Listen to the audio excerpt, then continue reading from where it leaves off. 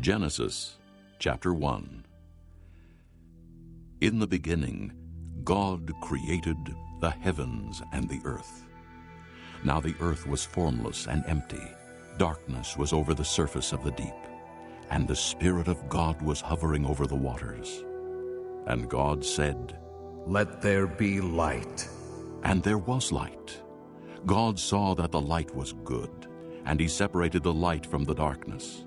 God called the light day, and the darkness he called night. And there was evening, and there was morning, the first day.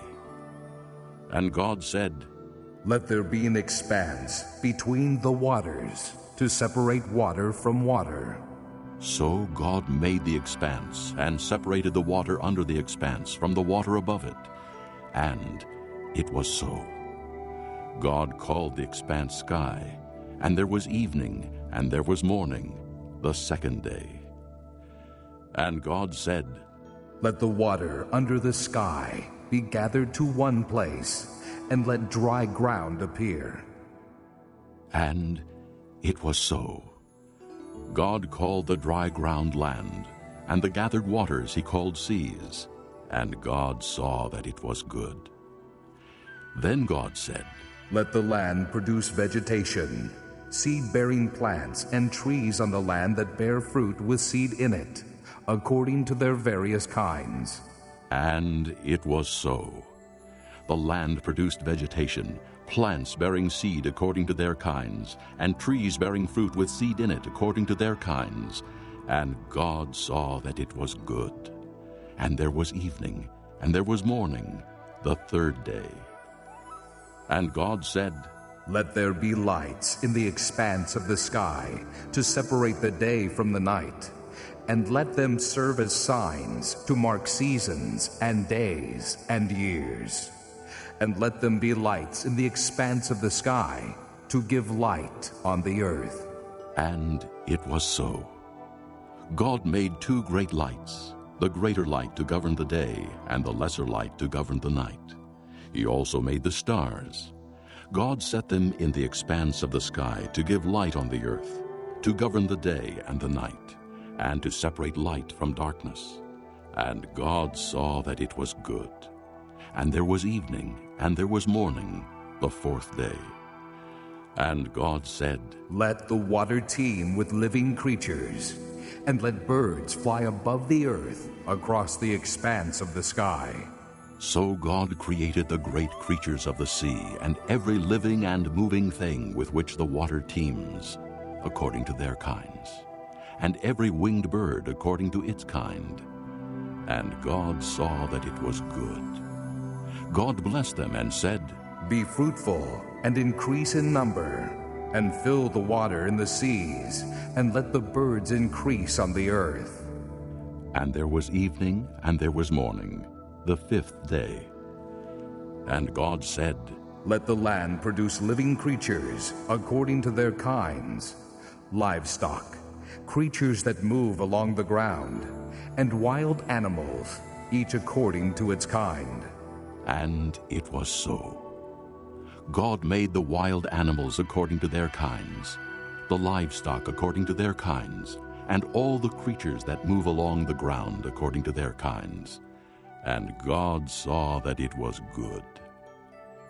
Then God said, "Let us make man in our image, in our likeness, and let them rule over the fish of the sea and the birds of the air, over the livestock, over all the earth, and over all the creatures that move along the ground." So God created man in his own image. In the image of God he created him. Male and female he created them. God blessed them and said to them, "Be fruitful and increase in number. Fill the earth and subdue it. Rule over the fish of the sea and the birds of the air, and over every living creature that moves on the ground." Then God said, "I give you every seed-bearing plant on the face of the whole earth, and every tree that has fruit with seed in it. They will be yours for food. And to all the beasts of the earth, and all the birds of the air, and all the creatures that move on the ground, everything that has the breath of life in it. I give every green plant for food." And it was so. God saw all that he had made, and it was very good. And there was evening, and there was morning, the sixth day. Chapter 2. Thus the heavens and the earth were completed in all their vast array. By the seventh day, God had finished the work he had been doing. So on the seventh day he rested from all his work. And God blessed the seventh day and made it holy, because on it he rested from all the work of creating that he had done. This is the account of the heavens and the earth when they were created. When the Lord God made the earth and the heavens, and no shrub of the field had yet appeared on the earth, and no plant of the field had yet sprung up, for the Lord God had not sent rain on the earth, and there was no man to work the ground. But streams came up from the earth and watered the whole surface of the ground. The Lord God formed the man from the dust of the ground, and breathed into his nostrils the breath of life, and man became a living being. Now the Lord God had planted a garden in the east, in Eden, and there he put the man he had formed. And the Lord God made all kinds of trees grow out of the ground, trees that were pleasing to the eye and good for food. In the middle of the garden were the tree of life and the tree of the knowledge of good and evil. A river watering the garden flowed from Eden. From there it was separated into 4 headwaters. The name of the first is Pishon. It winds through the entire land of Havilah, where there is gold. The gold of that land is good. Aromatic resin and onyx are also there. The name of the second river is Gihon. It winds through the entire land of Cush. The name of the third river is Tigris. It runs along the east side of Ashur. And the fourth river is the Euphrates. The Lord God took the man and put him in the Garden of Eden to work it and take care of it.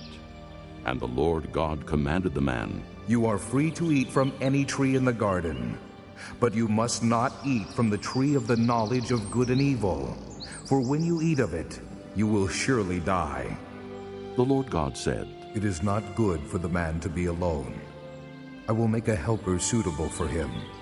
Now the Lord God had formed out of the ground all the beasts of the field and all the birds of the air. He brought them to the man to see what he would name them. And whatever the man called each living creature, that was its name. So the man gave names to all the livestock, the birds of the air, and all the beasts of the field. But for Adam, no suitable helper was found. So the Lord God caused the man to fall into a deep sleep. And while he was sleeping, he took one of the man's ribs and closed up the place with flesh. Then the Lord God made a woman from the rib he had taken out of the man, and he brought her to the man. The man said, "This is now bone of my bones, and flesh of my flesh. She shall be called woman, for she was taken out of man." For this reason, a man will leave his father and mother and be united to his wife, and they will become one flesh. The man and his wife were both naked, and they felt no shame. Chapter 3. Now the serpent was more crafty than any of the wild animals the Lord God had made.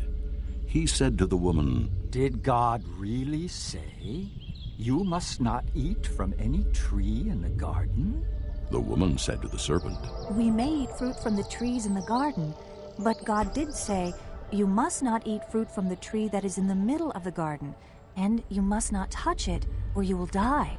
"You will not surely die," the serpent said to the woman, "for God knows that when you eat of it, your eyes will be opened, and you will be like God, knowing good and evil." When the woman saw that the fruit of the tree was good for food and pleasing to the eye, and also desirable for gaining wisdom, she took some and ate it. She also gave some to her husband who was with her, and he ate it. Then the eyes of both of them were opened, and they realized they were naked. So they sewed fig leaves together and made coverings for themselves. Then the man and his wife heard the sound of the Lord God as he was walking in the garden in the cool of the day, and they hid from the Lord God among the trees of the garden. But the Lord God called to the man, "Where are you?"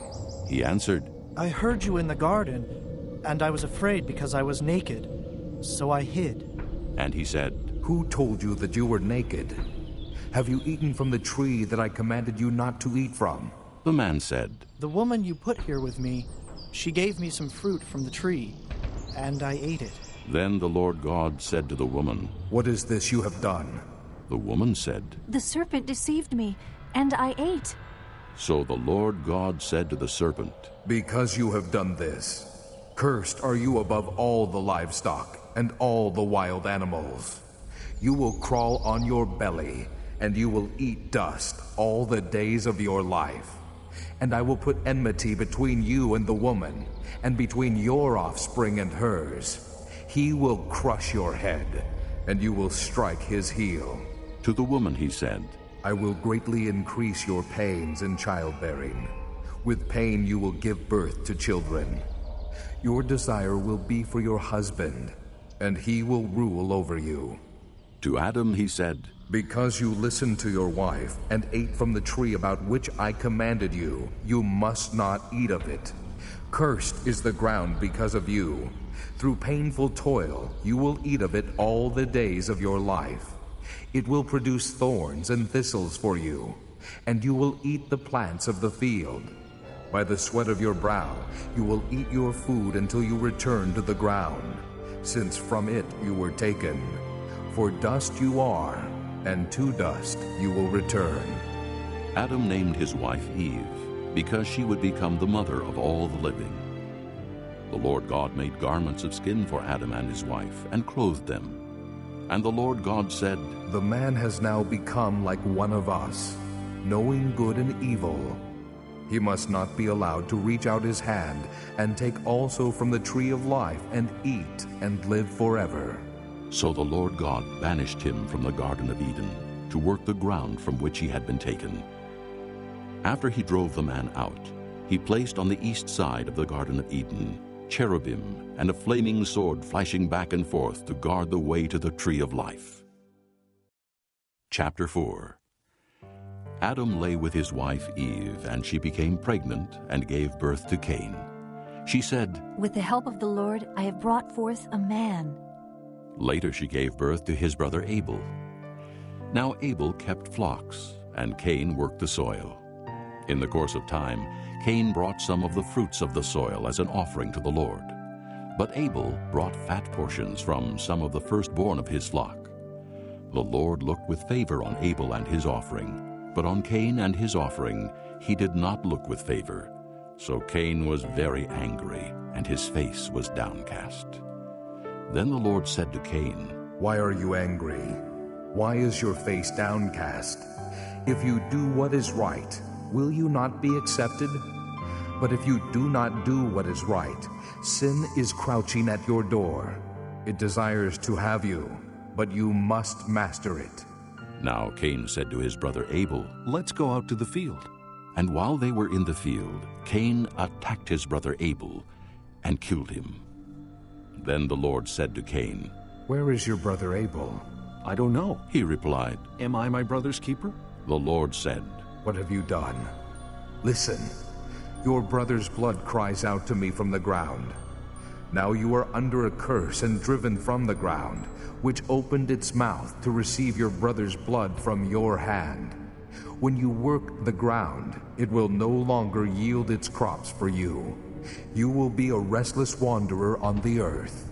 Cain said to the Lord, "My punishment is more than I can bear. Today you are driving me from the land, and I will be hidden from your presence. I will be a restless wanderer on the earth, and whoever finds me will kill me." But the Lord said to him, "Not so.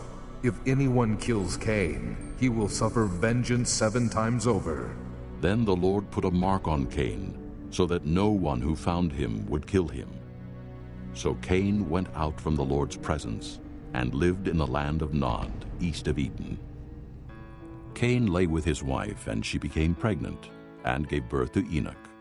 Cain was then building a city and he named it after his son Enoch. To Enoch was born Irad, and Irad was the father of Mehujael, and Mehujael was the father of Methushael, and Methushael was the father of Lamech. Lamech married two women, one named Ada and the other Zillah. Ada gave birth to Jabal. He was the father of those who live in tents and raise livestock. His brother's name was Jubal. He was the father of all who play the harp and flute. Zillah also had a son, Tubal-Cain, who forged all kinds of tools out of bronze and iron. Tubal-Cain's sister was Naamah. Lamech said to his wives, Ada and Zillah, listen to me. Wives of Lamech, hear my words. I have killed a man for wounding me, a young man for injuring me. If Cain is avenged 7 times, then Lamech 77 times. Adam lay with his wife again, and she gave birth to a son and named him Seth, saying, God has granted me another child in place of Abel, since Cain killed him. Seth also had a son, and he named him Enosh. At that time, men began to call on the name of the Lord. Chapter 5. This is the written account of Adam's line. When God created man, he made him in the likeness of God. He created them male and female, and blessed them. And when they were created, he called them man. When Adam had lived 130 years, he had a son in his own likeness, in his own image, and he named him Seth. After Seth was born, Adam lived 800 years and had other sons and daughters. Altogether, Adam lived 930 years, and then he died. When Seth had lived 105 years, he became the father of Enosh. And after he became the father of Enosh, Seth lived 807 years and had other sons and daughters. Altogether, Seth lived 912 years, and then he died. When Enosh had lived 90 years, he became the father of Kenan. And after he became the father of Kenan, Enosh lived 815 years and had other sons and daughters. Altogether, Enosh lived 905 years, and then he died. When Kenan had lived 70 years, he became the father of Mahalalel. And after he became the father of Mahalalel, Kenan lived 840 years and had other sons and daughters. Altogether, Kenan lived 910 years, and then he died. When Mahalalel had lived 65 years, he became the father of Jared. And after he became the father of Jared, Mahalalel lived 830 years and had other sons and daughters. Altogether, Mahalalel lived 895 years, and then he died. When Jared had lived 162 years, he became the father of Enoch. And after he became the father of Enoch, Jared lived 800 years and had other sons and daughters. Altogether, Jared lived 962 years, and then he died. When Enoch had lived 65 years, he became the father of Methuselah. And after he became the father of Methuselah, Enoch walked with God 300 years and had other sons and daughters. Altogether, Enoch lived 365 years. Enoch walked with God. Then he was no more, because God took him away.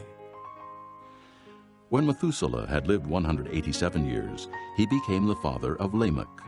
And after he became the father of Lamech, Methuselah lived 782 years and had other sons and daughters. Altogether, Methuselah lived 969 years, and then he died. When Lamech had lived 182 years, he had a son. He named him Noah and said, He will comfort us in the labor and painful toil of our hands caused by the ground the Lord has cursed. After Noah was born, Lamech lived 595 years and had other sons and daughters. Altogether, Lamech lived 777 years, and then he died. After Noah was 500 years old, he became the father of Shem, Ham, and Japheth. Chapter 6. When men began to increase in number on the earth, and daughters were born to them, the sons of God saw that the daughters of men were beautiful, and they married any of them they chose. Then the Lord said, My spirit will not contend with man forever, for he is mortal. His days will be 120 years. The Nephilim were on the earth in those days, and also afterward, when the sons of God went to the daughters of men and had children by them. They were the heroes of old, men of renown. The Lord saw how great man's wickedness on the earth had become, and that every inclination of the thoughts of his heart was only evil all the time. The Lord was grieved that he had made man on the earth, and his heart was filled with pain. So the Lord said, I will wipe mankind, whom I have created from the face of the earth, men and animals, and creatures that move along the ground, and birds of the air, for I am grieved that I have made them. But Noah found favor in the eyes of the Lord. This is the account of Noah. Noah was a righteous man, blameless among the people of his time, and he walked with God. Noah had 3 sons, Shem, Ham, and Japheth. Now the earth was corrupt in God's sight, and was full of violence. God saw how corrupt the earth had become, for all the people on earth had corrupted their ways. So God said to Noah, I am going to put an end to all people, for the earth is filled with violence because of them. I am surely going to destroy both them and the earth. So make yourself an ark of cypress wood. Make rooms in it, and coat it with pitch inside and out. This is how you are to build it. The ark is to be 450 feet long, 75 feet wide, and 45 feet high. Make a roof for it, and finish the ark to within 18 inches of the top. Put a door in the side of the ark, and make lower, middle, and upper decks. I am going to bring floodwaters on the earth to destroy all life under the heavens, every creature that has the breath of life in it. Everything on earth will perish. But I will establish my covenant with you, and you will enter the ark, you and your sons, and your wife, and your sons' wives with you. You are to bring into the ark 2 of all living creatures, male and female, to keep them alive with you. 2 of every kind of bird, of every kind of animal, and of every kind of creature that moves along the ground will come to you to be kept alive. You are to take every kind of food that is to be eaten and stored away as food for you and for them. Noah did everything just as God commanded him. Chapter 7. The Lord then said to Noah, Go into the ark, you and your whole family, because I have found you righteous in this generation. Take with you 7 of every kind of clean animal, a male and its mate, and 2 of every kind of unclean animal, a male and its mate, and also 7 of every kind of bird, male and female, to keep their various kinds alive throughout the earth. 7 days from now, I will send rain on the earth for 40 days and 40 nights, and I will wipe from the face of the earth every living creature I have made. And Noah did all that the Lord commanded him.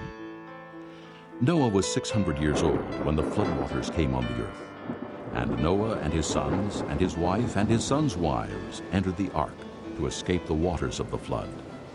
Pairs of clean and unclean animals, of birds, and of all creatures that move along the ground, male and female, came to Noah and entered the ark, as God had commanded Noah.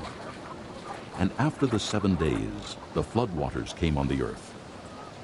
In the 600th year of Noah's life, on the 17th day of the 2nd month, on that day, all the springs of the great deep burst forth, and the floodgates of the heavens were opened, and rain fell on the earth 40 days and 40 nights.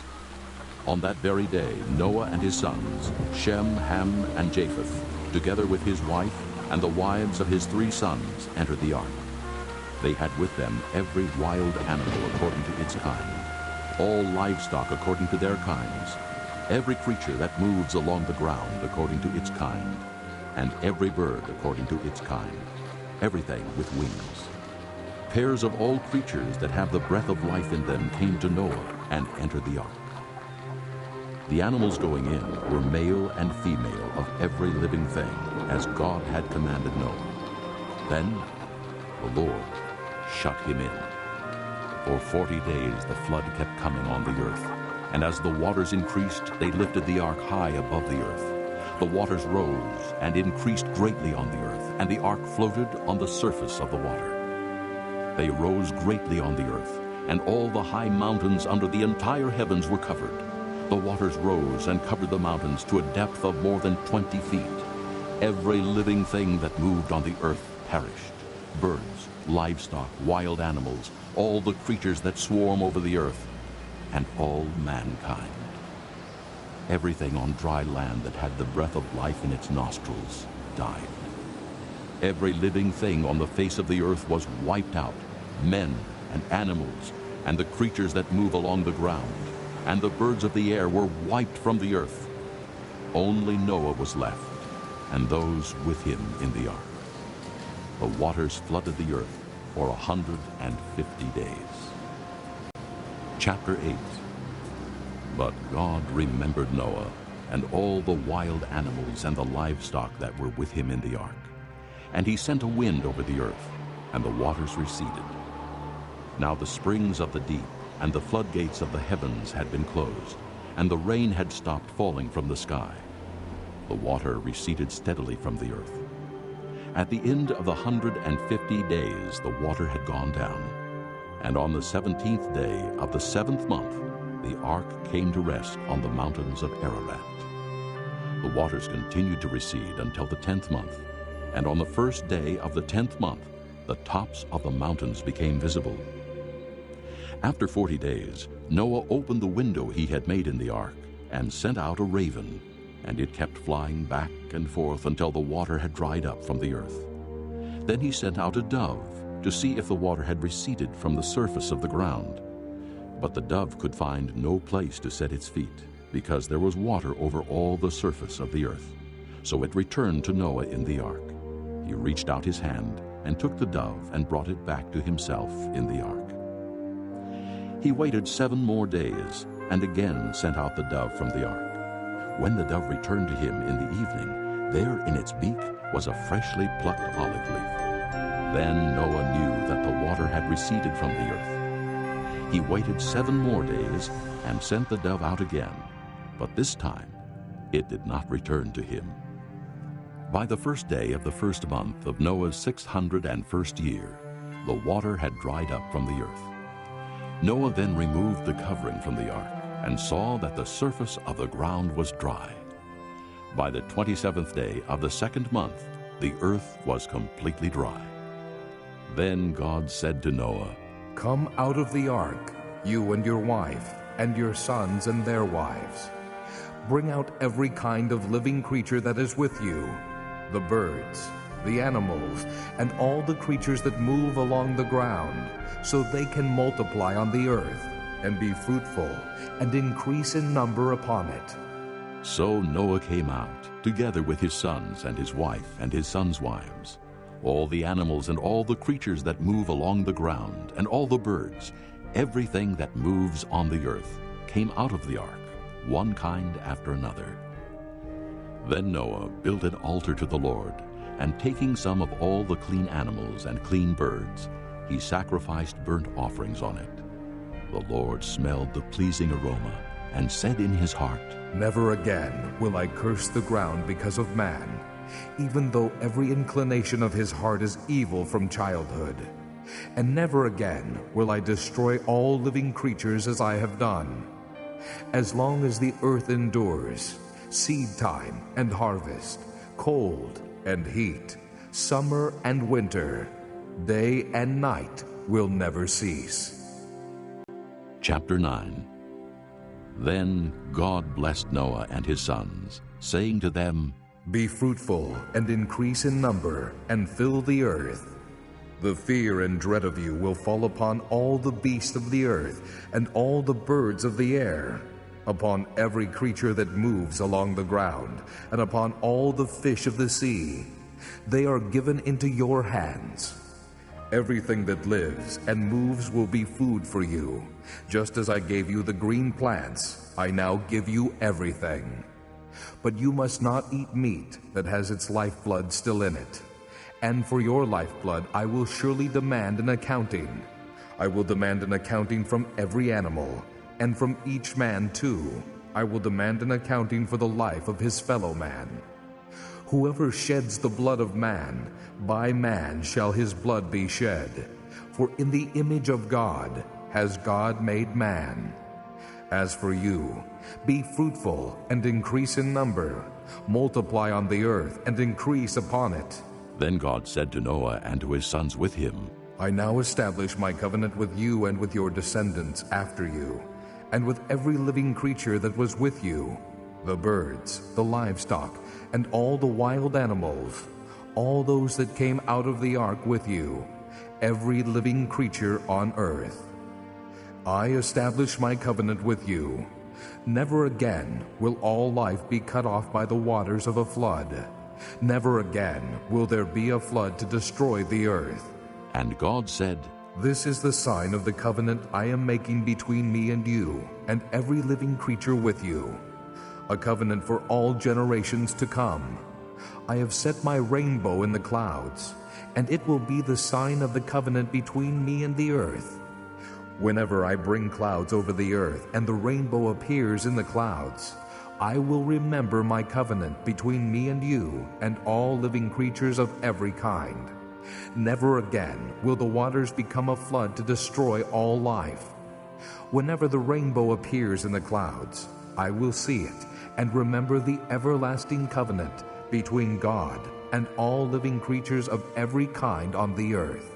So God said to Noah, This is the sign of the covenant I have established between me and all life on earth. The sons of Noah who came out of the ark were Shem, Ham, and Japheth. Ham was the father of Canaan. These were the three sons of Noah, and from them came the people who were scattered over the earth.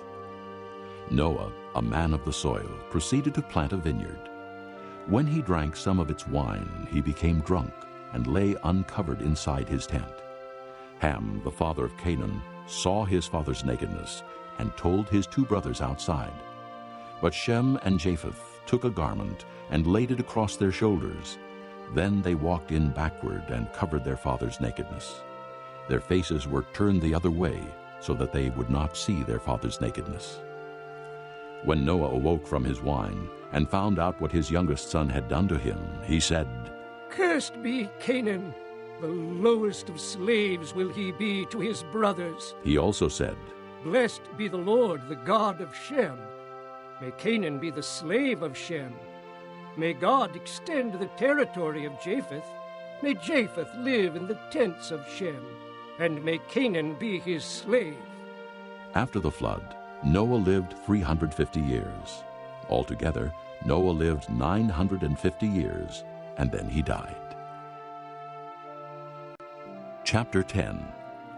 This is the account of Shem, Ham, and Japheth, Noah's sons, who themselves had sons after the flood. The sons of Japheth, Gomer, Magog, Madai, Javan, Tubal, Meshach, and Tyrus. The sons of Gomer, Ashkenaz, Riphath, and Togarmah. The sons of Javan, Elisha, Tarshish, the Kittim, and the Rodanim. From these the maritime peoples spread out into their territories by their clans within their nations, each with its own language. The sons of Ham, Cush, Mizraim, Put, and Canaan. The sons of Cush, Seba, Havilah, Sabta, Reumah, and Sabteka.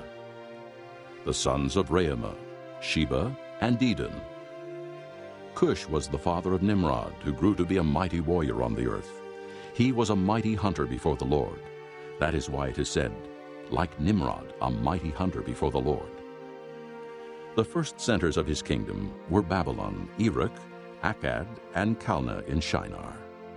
From that land he went to Assyria, where he built Nineveh, Rehoboth-ir, Calah, and Resen, which is between Nineveh and Calah.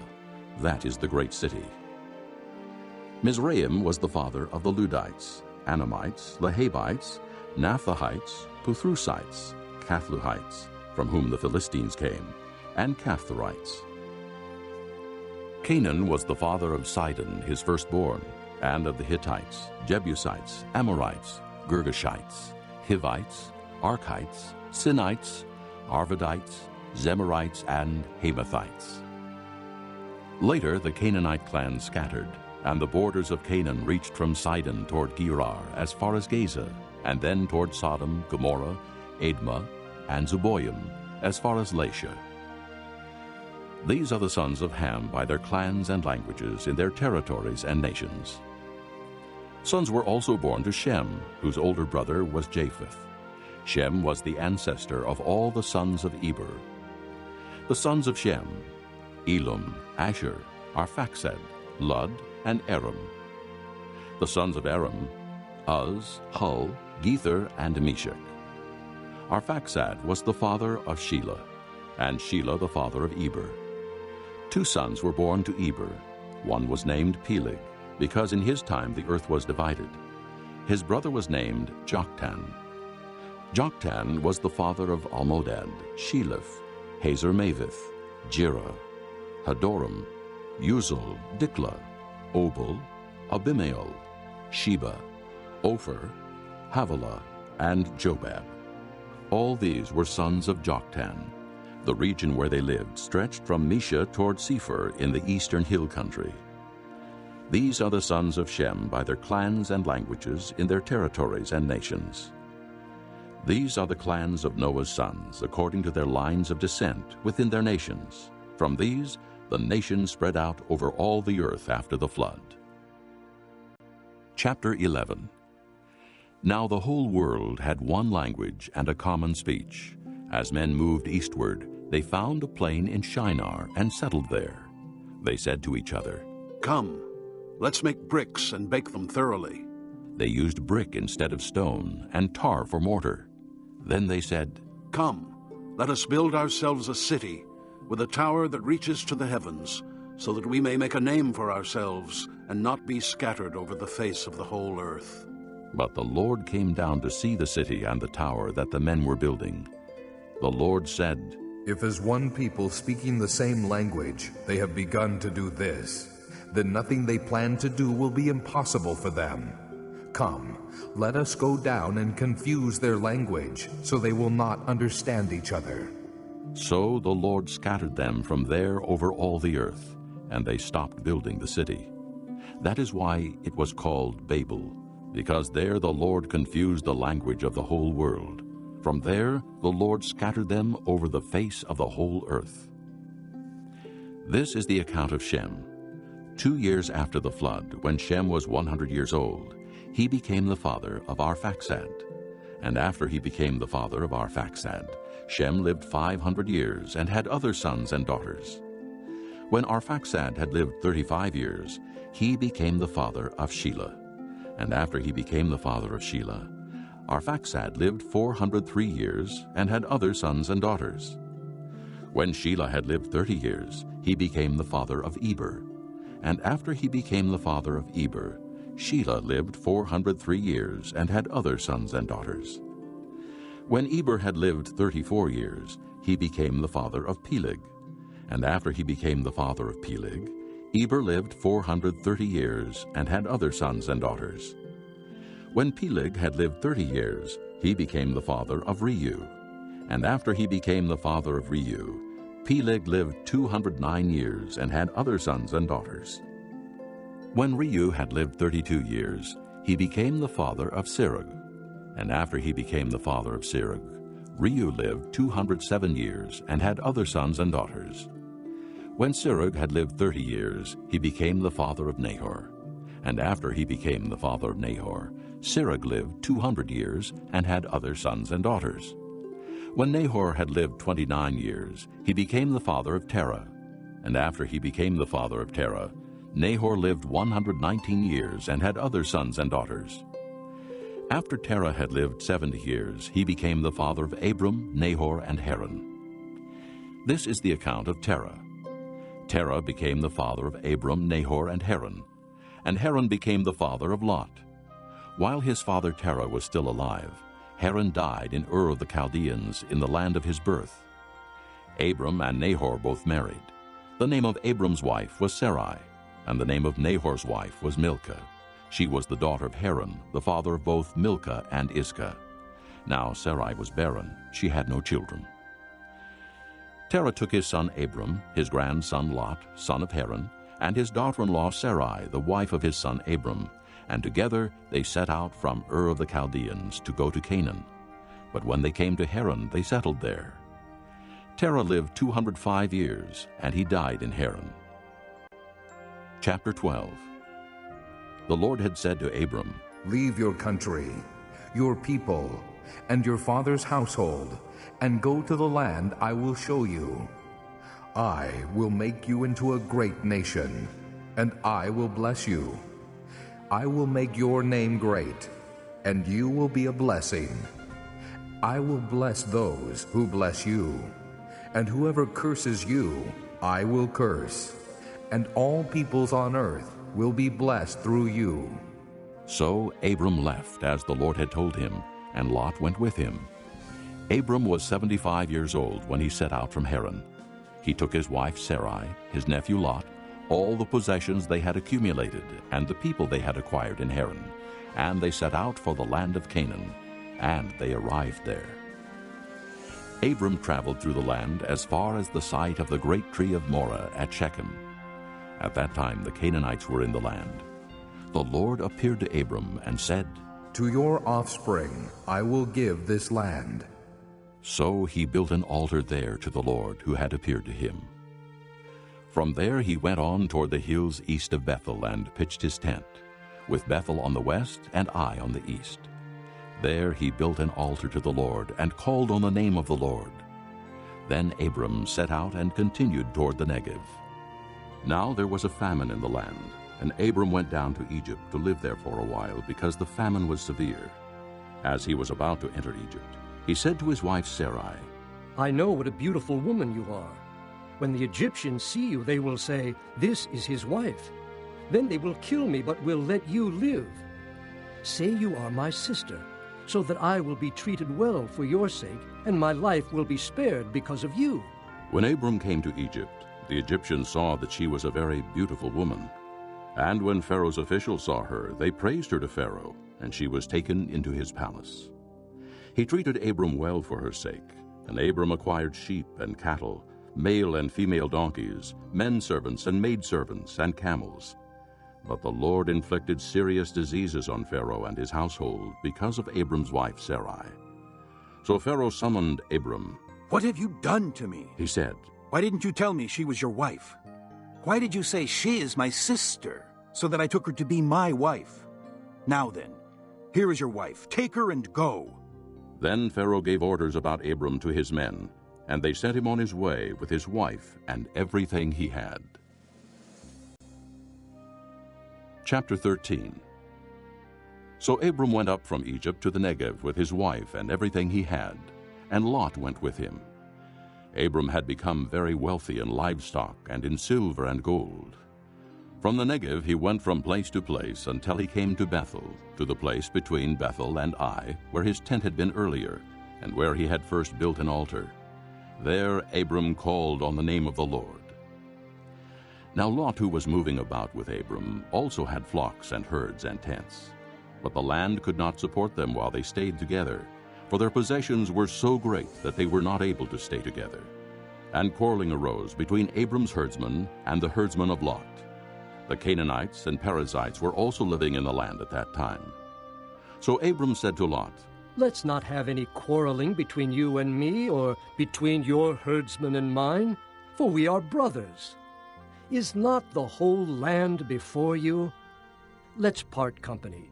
If you go to the left, I'll go to the right. If you go to the right, I'll go to the left. Lot looked up and saw that the whole plain of the Jordan was well watered, like the garden of the Lord, like the land of Egypt toward Zoar. This was before the Lord destroyed Sodom and Gomorrah. So Lot chose for himself the whole plain of the Jordan and set out toward the east. The two men parted company. Abram lived in the land of Canaan, while Lot lived among the cities of the plain and pitched his tents near Sodom. Now the men of Sodom were wicked and were sinning greatly against the Lord. The Lord said to Abram, after Lot had parted from him, Lift up your eyes from where you are, and look north and south, east and west. All the land that you see, I will give to you and your offspring forever. I will make your offspring like the dust of the earth, so that if anyone could count the dust, then your offspring could be counted. Go, walk through the length and breadth of the land, for I am giving it to you. So Abram moved his tents and went to live near the great trees of Mamre at Hebron, where he built an altar to the Lord. Chapter 14. At this time, Amraphel, king of Shinar, Arioch, king of Elasar, Chedorlaomer, king of Elam, and Tidal, king of Goyim, went to war against Bera, king of Sodom, Birsha, king of Gomorrah, Shinab, king of Admah, Shemeber, king of Zeboim, and the king of Bela, that is Zoar. All these latter kings joined forces in the valley of Siddim, the Salt Sea. For 12 years they had been subject to Chedorlaomer, but in the 13th year they rebelled. In the 14th year, Chedorlaomer and the kings allied with him went out and defeated the Rephaites in Ashtaroth-Karnaim, the Zuzites in Ham, the Emites in Sheba-Kiriathaim, and the Horites in the hill country of Seir, as far as El-Paran near the desert. Then they turned back and went to En-Mishpat, that is Kadesh, and they conquered the whole territory of the Amalekites, as well as the Amorites, who were living in Hazazon-Tamar. Then the king of Sodom, the king of Gomorrah, the king of Admah, the king of Zeboim, and the king of Bela, that is Zoar, marched out and drew up their battle lines in the valley of Siddim against Chedorlaomer, king of Elam, Tidal, king of Goyim, Amraphel, king of Shinar, and Arioch, king of Elasar, 4 kings against 5. Now the valley of Siddim was full of tar pits, and when the kings of Sodom and Gomorrah fled, some of the men fell into them, and the rest fled to the hills. The 4 kings seized all the goods of Sodom and Gomorrah and all their food. Then they went away. They also carried off Abram's nephew Lot and his possessions, since he was living in Sodom. One who had escaped came and reported this to Abram the Hebrew. Now Abram was living near the great trees of Mamre the Amorite, a brother of Eshcol and Aner, all of whom were allied with Abram. When Abram heard that his relative had been taken captive, he called out the 318 trained men born in his household, and went in pursuit as far as Dan. During the night, Abram divided his men to attack them, and he routed them, pursuing them as far as Hobah, north of Damascus. He recovered all the goods and brought back his relative Lot and his possessions, together with the women and the other people.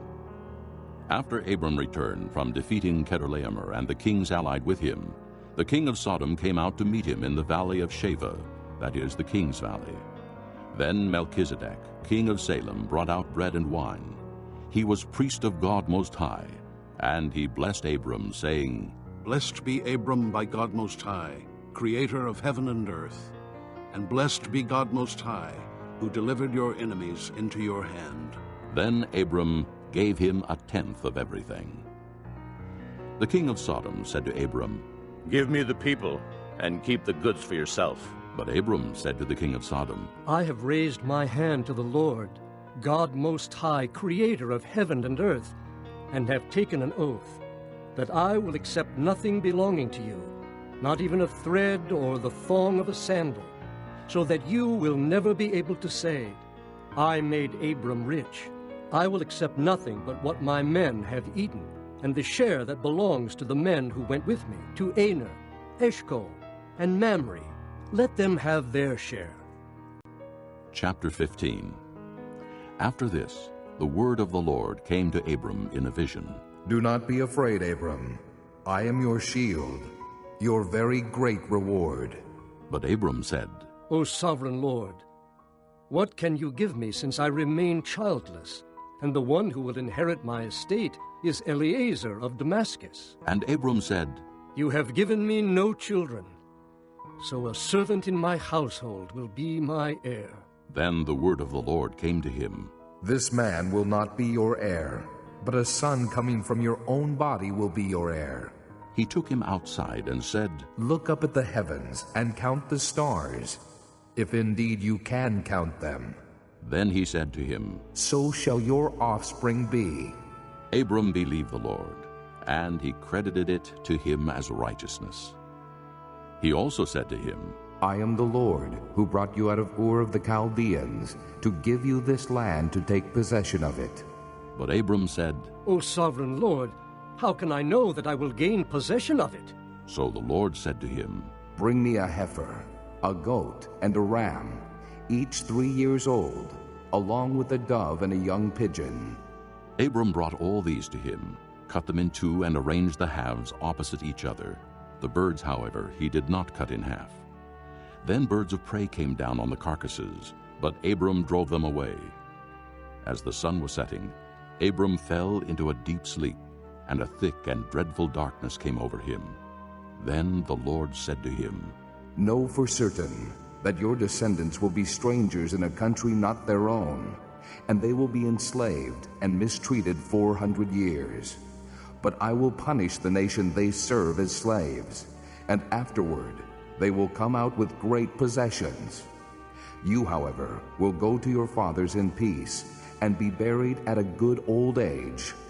In the 4th generation, your descendants will come back here, for the sin of the Amorites has not yet reached its full measure. When the sun had set and darkness had fallen, a smoking firepot with a blazing torch appeared and passed between the pieces. On that day the Lord made a covenant with Abram and said, To your descendants I give this land from the river of Egypt to the great river the Euphrates, the land of the Kenites, Kenizzites, Cadmonites, Hittites, Perizzites, Rephaites, Amorites, Canaanites, Girgashites, and Jebusites. Chapter 16. Now Sarai, Abram's wife, had borne him no children, but she had an Egyptian maidservant named Hagar. So she said to Abram, The Lord has kept me from having children. Go, sleep with my maidservant. Perhaps I can build a family through her. Abram agreed to what Sarai said. So after Abram had been living in Canaan 10 years, Sarai his wife took her Egyptian maidservant Hagar and gave her to her husband to be his wife. He slept with Hagar, and she conceived. When she knew she was pregnant, she began to despise her mistress. Then Sarai said to Abram, You are responsible for the wrong I am suffering. I put my servant in your arms, and now that she knows she is pregnant, she despises me. May the Lord judge between you and me. Your servant is in your hands. Abram said, Do with her whatever you think best. Then Sarai mistreated Hagar, so she fled from her. The angel of the Lord found Hagar near a spring in the desert. It was the spring that is beside the road to Shur. And he said, Hagar, servant of Sarai, where have you come from, and where are you going? I'm running away from my mistress Sarai. She answered. Then the angel of the Lord told her, Go back to your mistress and submit to her. The angel added, I will so increase your descendants that they will be too numerous to count. The angel of the Lord also said to her, You are now with child, and you will have a son. You shall name him Ishmael, for the Lord has heard of your misery. He will be a wild donkey of a man. His hand will be against everyone, and everyone's hand against him, and he will live in hostility toward all his brothers. She gave this name to the Lord who spoke to her. You are the God who sees me. For she said, I have now seen the one who sees me. That is why the well was called Beer Lahairoi. It is still there between Kadesh and Bered. So Hagar bore Abram a son, and Abram gave the name Ishmael to the son she had borne. Abram was 86 years old when Hagar bore him Ishmael. Chapter 17. When Abram was 99 years old, the Lord appeared to him and said, I am God Almighty. Walk before me and be blameless. I will confirm my covenant between me and you, and will greatly increase your numbers. Abram fell face down, and God said to him, As for me, this is my covenant with you. You will be the father of many nations. No longer will you be called Abram. Your name will be Abraham, for I have made you a father of many nations. I will make you very fruitful. I will make nations of you, and kings will come from you. I will establish my covenant as an everlasting covenant between me and you and your descendants after you for generations to come, to be your God and the God of your descendants after you. The whole land of Canaan, where you are now an alien, I will give as an everlasting possession to you and your descendants after you, and I will be their God. Then God said to Abraham, As for you, you must keep my covenant, you and your descendants after you, for the generations to come. This is my covenant with you and your descendants after you, the covenant you are to keep. Every male among you shall be circumcised. You are to undergo circumcision, and it will be the sign of the covenant between me and you. For the generations to come, every male among you who is 8 days old must be circumcised, including those born in your household, or bought with money from a foreigner, those who are not your offspring. Whether born in your household or bought with your money, they must be circumcised. My covenant in your flesh is to be an everlasting covenant. Any uncircumcised male who has not been circumcised in the flesh will be cut off from his people. He has broken my covenant. God also said to Abraham, As for Sarai, your wife, you are no longer to call her Sarai. Her name will be Sarah. I will bless her, and will surely give you a son by her. I will bless her so that she will be the mother of nations. Kings of peoples will come from her. Abraham fell face down. He laughed and said to himself, Will a son be born to a man 100 years old? Will Sarah bear a child at the age of 90? And Abraham said to God, If only Ishmael might live under your blessing. Then God said, Yes, but your wife Sarah will bear you a son, and you will call him Isaac. I will establish my covenant with him as an everlasting covenant for his descendants after him. And as for Ishmael, I have heard you. I will surely bless him.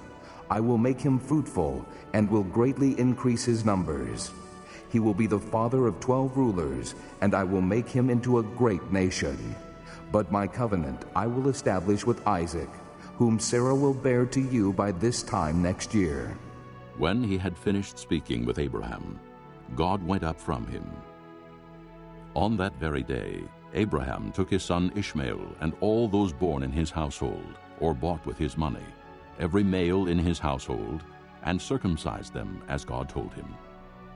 Abraham was 99 years old when he was circumcised, and his son Ishmael was 13. Abraham and his son Ishmael were both circumcised on that same day, and every male in Abraham's household, including those born in his household, or bought from a foreigner, was circumcised with him. Chapter 18. The Lord appeared to Abraham near the great trees of Mamre while he was sitting at the entrance to his tent in the heat of the day. Abraham looked up and saw 3 men standing nearby. When he saw them, he hurried from the entrance of his tent to meet them and bowed low to the ground. He said, If I have found favor in your eyes, my lord, do not pass your servant by. Let a little water be brought, and then you may all wash your feet and rest under this tree. Let me get you something to eat, so you can be refreshed, and then go on your way, now that you have come to your servant. Very well, they answered. Do as you say. So Abraham hurried into the tent to Sarah. Quick, he said. Get 3 seahs of fine flour and knead it and bake some bread. Then he ran to the herd and selected a choice tender calf and gave it to a servant who hurried to prepare it.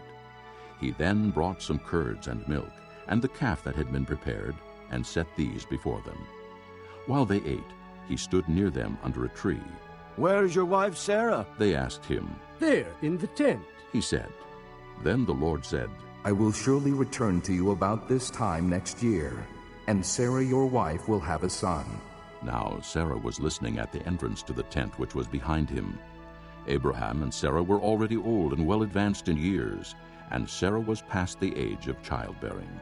So Sarah laughed to herself as she thought, After I am worn out and my master is old, will I now have this pleasure? Then the Lord said to Abraham, Why did Sarah laugh and say, Will I really have a child now that I am old? Is anything too hard for the Lord? I will return to you at the appointed time next year, and Sarah will have a son. Sarah was afraid, so she lied and said, I did not laugh. But he said, Yes, you did laugh. When the men got up to leave, They looked down toward Sodom, and Abraham walked along with them to see them on their way. Then the Lord said, Shall I hide from Abraham what I am about to do? Abraham will surely become a great and powerful nation, and all nations on earth will be blessed through him.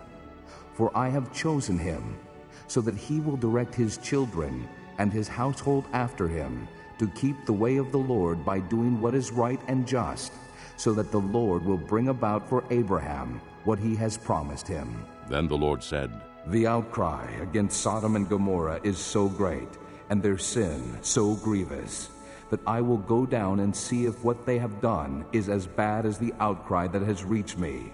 If not, I will know. The men turned away and went toward Sodom, but Abraham remained standing before the Lord. Then Abraham approached him and said, Will you sweep away the righteous with the wicked? What if there are 50 righteous people in the city? Will you really sweep away and not spare the place for the sake of the 50 righteous people in it?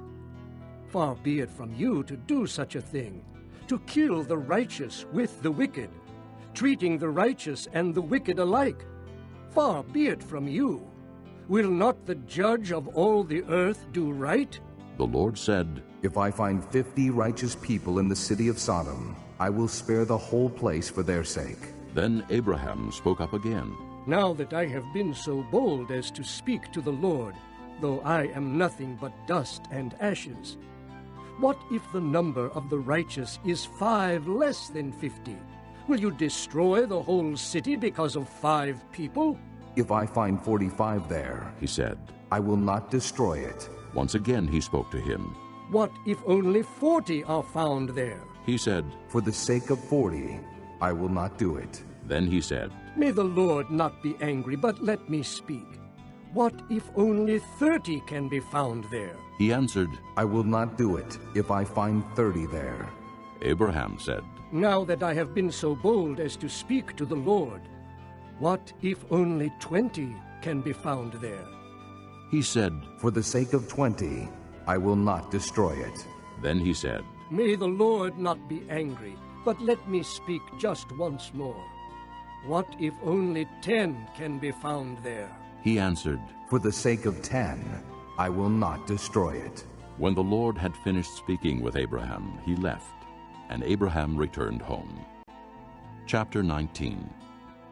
The 2 angels arrived at Sodom in the evening, and Lot was sitting in the gateway of the city. When he saw them, he got up to meet them and bowed down with his face to the ground. My lords, he said, please, turn aside to your servant's house. You can wash your feet and spend the night, and then go on your way early in the morning. No, they answered, we will spend the night in the square. But he insisted so strongly that they did go with him and entered his house. He prepared a meal for them, baking bread without yeast, and they ate. Before they had gone to bed, all the men from every part of the city of Sodom, both young and old, surrounded the house. They called to Lot, Where are the men who came to you tonight? Bring them out to us so that we can have sex with them. Lot went outside to meet them and shut the door behind him and said, No, my friends, don't do this wicked thing.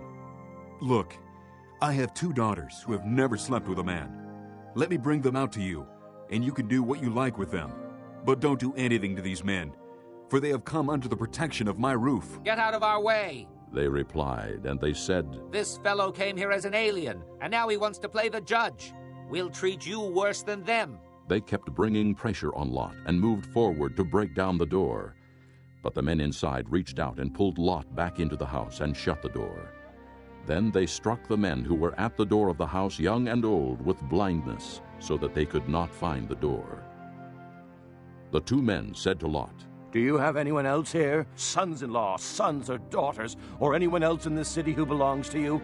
Get them out of here, because we are going to destroy this place. The outcry to the Lord against its people is so great that he has sent us to destroy it. So Lot went out and spoke to his sons-in-law, who were pledged to marry his daughters. He said, Hurry and get out of this place, because the Lord is about to destroy the city. But his sons-in-law thought he was joking. With the coming of dawn, the angels urged Lot, saying, Hurry, take your wife and your 2 daughters who are here, or you will be swept away when the city is punished. When he hesitated, The men grasped his hand and the hands of his wife and of his 2 daughters, and led them safely out of the city, for the Lord was merciful to them. As soon as they had brought them out, one of them said, Flee for your lives. Don't look back, and don't stop anywhere in the plain. Flee to the mountains, or you will be swept away. But Lot said to them, No, my lords, please. Your servant has found favor in your eyes, and you have shown great kindness to me in sparing my life. But I can't flee to the mountains. This disaster will overtake me, and I'll die. Look, here is a town near enough to run to, and it is small. Let me flee to it. It is very small, isn't it? Then my life will be spared. He said to him, Very well. I will grant this request too. I will not overthrow the town you speak of, but flee there quickly, because I cannot do anything until you reach it. That is why the town was called Zoar. By the time Lot reached Zoar, the sun had risen over the land. Then the Lord rained down burning sulfur on Sodom and Gomorrah, from the Lord out of the heavens.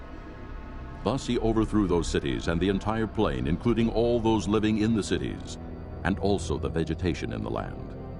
But Lot's wife looked back, and she became a pillar of salt. Early the next morning, Abraham got up and returned to the place where he had stood before the Lord. He looked down toward Sodom and Gomorrah, toward all the land of the plain, and he saw dense smoke rising from the land, like smoke from a furnace. So when God destroyed the cities of the plain, he remembered Abraham, and he brought Lot out of the catastrophe that overthrew the cities where Lot had lived. Lot and his 2 daughters left Zoar and settled in the mountains, for he was afraid to stay in Zoar. He and his 2 daughters lived in a cave. One day the older daughter said to the younger, Our father is old, and there is no man around here to lie with us, as is the custom all over the earth. Let's get our father to drink wine, and then lie with him, and preserve our family line through our father. That night they got their father to drink wine, and the older daughter went in and lay with him. He was not aware of it when she lay down or when she got up. The next day the older daughter said to the younger, Last night I lay with my father. Let's get him to drink wine again tonight, and you go in and lie with him, so we can preserve our family line through our father. So they got their father to drink wine that night also, and the younger daughter went and lay with him. Again, he was not aware of it when she lay down or when she got up. So both of Lot's daughters became pregnant by their father. The older daughter had a son, and she named him Moab. He is the father of the Moabites of today. The younger daughter also had a son, and she named him Ben-Ammi. He is the father of the Ammonites of today. Chapter 20. Now Abraham moved on from there into the region of the Negev and lived between Kadesh and Shur. For a while he stayed in Gerar, and there Abraham said to his wife Sarah, She is my sister. Then Abimelech, king of Gerar, sent for Sarah and took her. But God came to Abimelech in a dream one night and said to him, You are as good as dead because of the woman you have taken. She is a married woman. Now Abimelech had not gone near her, so he said, Lord, will you destroy an innocent nation? Did he not say to me, She is my sister? And didn't she also say, He is my brother? I have done this with a clear conscience and clean hands. Then God said to him in the dream, Yes, I know you did this with a clear conscience, and so I have kept you from sinning against me. That is why I did not let you touch her. Now, return the man's wife, for he is a prophet, and he will pray for you, and you will live. But if you do not return her, you may be sure that you and all yours will die. Early the next morning, Abimelech summoned all his officials, and when he told them all that had happened, they were very much afraid. Then Abimelech called Abraham in and said, What have you done to us? How have I wronged you that you have brought such great guilt upon me and my kingdom? You have done things to me that should not be done. And Abimelech asked Abraham, What was your reason for doing this? Abraham replied, I said to myself, There is surely no fear of God in this place, and they will kill me because of my wife. Besides, she really is my sister, the daughter of my father, though not of my mother, and she became my wife. And when God had me wander from my father's household, I said to her, This is how you can show your love to me. Everywhere we go, say of me, 'He is my brother.'" Then Abimelech brought sheep and cattle and male and female slaves, and gave them to Abraham, and he returned Sarah his wife to him. And Abimelech said, "My land is before you. Live wherever you like." To Sarah he said, "I am giving your brother 1,000 shekels of silver. This is to cover the offense against you before all who are with you. You are completely vindicated." Then Abraham prayed to God, and God healed Abimelech, his wife, and his slave girls, so they could have children again. For the Lord had closed up every womb in Abimelech's household because of Abraham's wife Sarah. Chapter 21. Now the Lord was gracious to Sarah, as he had said, and the Lord did for Sarah what he had promised. Sarah became pregnant and bore a son to Abraham in his old age, at the very time God had promised him. Abraham gave the name Isaac to the son Sarah bore him. When his son Isaac was 8 days old, Abraham circumcised him as God commanded him. Abraham was 100 years old when his son Isaac was born to him. Sarah said, "God has brought me laughter, and everyone who hears about this will laugh with me." And she added, "Who would have said to Abraham that Sarah would nurse children? Yet I have borne him a son in his old age." The child grew and was weaned, and on the day Isaac was weaned, Abraham held a great feast. But Sarah saw that the son whom Hagar the Egyptian had borne to Abraham was mocking, and she said to Abraham, "Get rid of that slave woman and her son, for that slave woman's son will never share in the inheritance with my son Isaac." The matter distressed Abraham greatly because it concerned his son. But God said to him, "Do not be so distressed about the boy and your maidservant. Listen to whatever Sarah tells you, because it is through Isaac that your offspring will be reckoned. I will make the son of the maidservant into a nation also, because he is your offspring." Early the next morning, Abraham took some food and a skin of water and gave them to Hagar. He set them on her shoulders and then sent her off with the boy. She went on her way and wandered in the desert of Beersheba. When the water in the skin was gone, she put the boy under one of the bushes. Then she went off and sat down nearby, about a bow shot away, for she thought, "I cannot watch the boy die." And as she sat there nearby, she began to sob. God heard the boy crying, and the angel of God called to Hagar from heaven and said to her, "What is the matter, Hagar? Do not be afraid. God has heard the boy crying as he lies there. Lift the boy up and take him by the hand, for I will make him into a great nation." Then God opened her eyes, and she saw a well of water. So she went and filled the skin with water and gave the boy a drink. God was with the boy as he grew up. He lived in the desert and became an archer. While he was living in the desert of Paran, his mother got a wife for him from Egypt. At that time, Abimelech and Phicol, the commander of his forces, said to Abraham, "God is with you in everything you do. Now swear to me here before God that you will not deal falsely with me or my children or my descendants. Show to me and the country where you are living as an alien the same kindness I have shown to you." Abraham said, "I swear it." Then Abraham complained to Abimelech about a well of water that Abimelech's servants had seized. But Abimelech said, "I don't know who has done this. You did not tell me, and I heard about it only today." So Abraham brought sheep and cattle and gave them to Abimelech, and the two men made a treaty.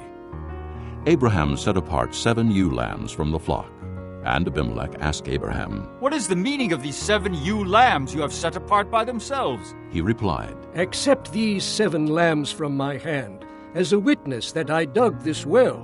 So that place was called Beersheba, because the two men swore an oath there. After the treaty had been made at Beersheba, Abimelech and Phicol, the commander of his forces, returned to the land of the Philistines. Abraham planted a tamarisk tree in Beersheba, and there he called upon the name of the Lord, the eternal God. And Abraham stayed in the land of the Philistines for a long time. Chapter 22. Sometime later, God tested Abraham. He said to him, "Abraham." "Here I am," he replied. Then God said, "Take your son, your only son, Isaac, whom you love, and go to the region of Moriah. Sacrifice him there as a burnt offering on one of the mountains I will tell you about." Early the next morning, Abraham got up and saddled his donkey. He took with him 2 of his servants and his son Isaac. When he had cut enough wood for the burnt offering, he set out for the place God had told him about. On the 3rd day, Abraham looked up and saw the place in the distance. He said to his servants, "Stay here with the donkey while I and the boy go over there. We will worship, and then we will come back to you." Abraham took the wood for the burnt offering and placed it on his son Isaac, and he himself carried the fire and the knife. As the 2 of them went on together, Isaac spoke up and said to his father Abraham, "Father?" "Yes, my son?" Abraham replied. "The fire and wood are here, Isaac said. but where is the lamb for the burnt offering?" Abraham answered, "God himself will provide the lamb for the burnt offering, my son." And the 2 of them went on together. When they reached the place God had told him about, Abraham built an altar there and arranged the wood on it.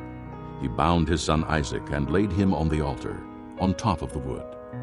Then he reached out his hand and took the knife to slay his son. But the angel of the Lord called out to him from heaven, "Abraham, Abraham." "Here I am," he replied. "Do not lay a hand on the boy," he said. "Do not do anything to him. Now I know that you fear God, because you have not withheld from me your son, your only son." Abraham looked up, and there in a thicket he saw a ram caught by its horns. He went over and took the ram and sacrificed it as a burnt offering instead of his son. So Abraham called that place, "The Lord will provide." And to this day it is said, "On the mountain of the Lord it will be provided."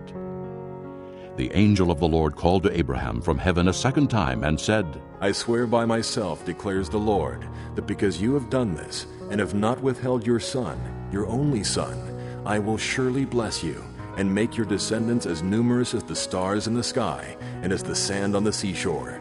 Your descendants will take possession of the cities of their enemies, and through your offspring all nations on earth will be blessed, because you have obeyed me." Then Abraham returned to his servants, and they set off together for Beersheba, and Abraham stayed in Beersheba. Some time later, Abraham was told, "Milcah is also a mother. She has borne sons to your brother Nahor, Uz the firstborn, Buz his brother, Kemuel the father of Aram, Kesed, Hazo, Pildash, Jidlaph, and Bethuel. Bethuel became the father of Rebekah. Milcah bore these 8 sons to Abraham's brother Nahor. His concubine, whose name was Rumah, also had sons, Tebah, Gaham, Tahash, and Maacah. Chapter 23. Sarah lived to be 127 years old. She died at Kiriath Arba, that is Hebron, in the land of Canaan. And Abraham went to mourn for Sarah and to weep over her. Then Abraham rose from beside his dead wife and spoke to the Hittites. He said, "I am an alien and a stranger among you. Sell me some property for a burial site here so I can bury my dead." The Hittites replied to Abraham, "Sir, listen to us. You are a mighty prince among us. Bury your dead in the choicest of our tombs. None of us will refuse you his tomb for burying your dead." Then Abraham rose and bowed down before the people of the land, the Hittites. He said to them, "If you are willing to let me bury my dead, then listen to me and intercede with Ephron, son of Zohar, on my behalf. So he will sell me the cave of Machpelah, which belongs to him and is at the end of his field. Ask him to sell it to me for the full price as a burial site among you." Ephron the Hittite was sitting among his people, and he replied to Abraham in the hearing of all the Hittites who had come to the gate of his city. "No, my lord," he said. "Listen to me. I give you the field, and I give you the cave that is in it. I give it to you in the presence of my people. Bury your dead." Again Abraham bowed down before the people of the land, and he said to Ephron in their hearing, "Listen to me, if you will. I will pay the price of the field. Accept it from me so I can bury my dead there." Ephron answered Abraham, Listen to me, my lord. The land is worth 400 shekels of silver. But what is that between me and you? Bury your dead. Abraham agreed to Ephron's terms and weighed out for him the price he had named in the hearing of the Hittites, 400 shekels of silver, according to the weight current among the merchants. So Ephron's field in Machpelah near Mamre, both the field and the cave in it, and all the trees within the borders of the field, was deeded to Abraham as his property in the presence of all the Hittites who had come to the gate of the city. Afterward, Abraham buried his wife Sarah in the cave in the field of Machpelah near Mamre, which is at Hebron, in the land of Canaan. So the field and the cave in it were deeded to Abraham by the Hittites as a burial site. Chapter 24. Abraham was now old and well advanced in years, and the Lord had blessed him in every way. He said to the chief servant in his household, the one in charge of all that he had, Put your hand under my thigh.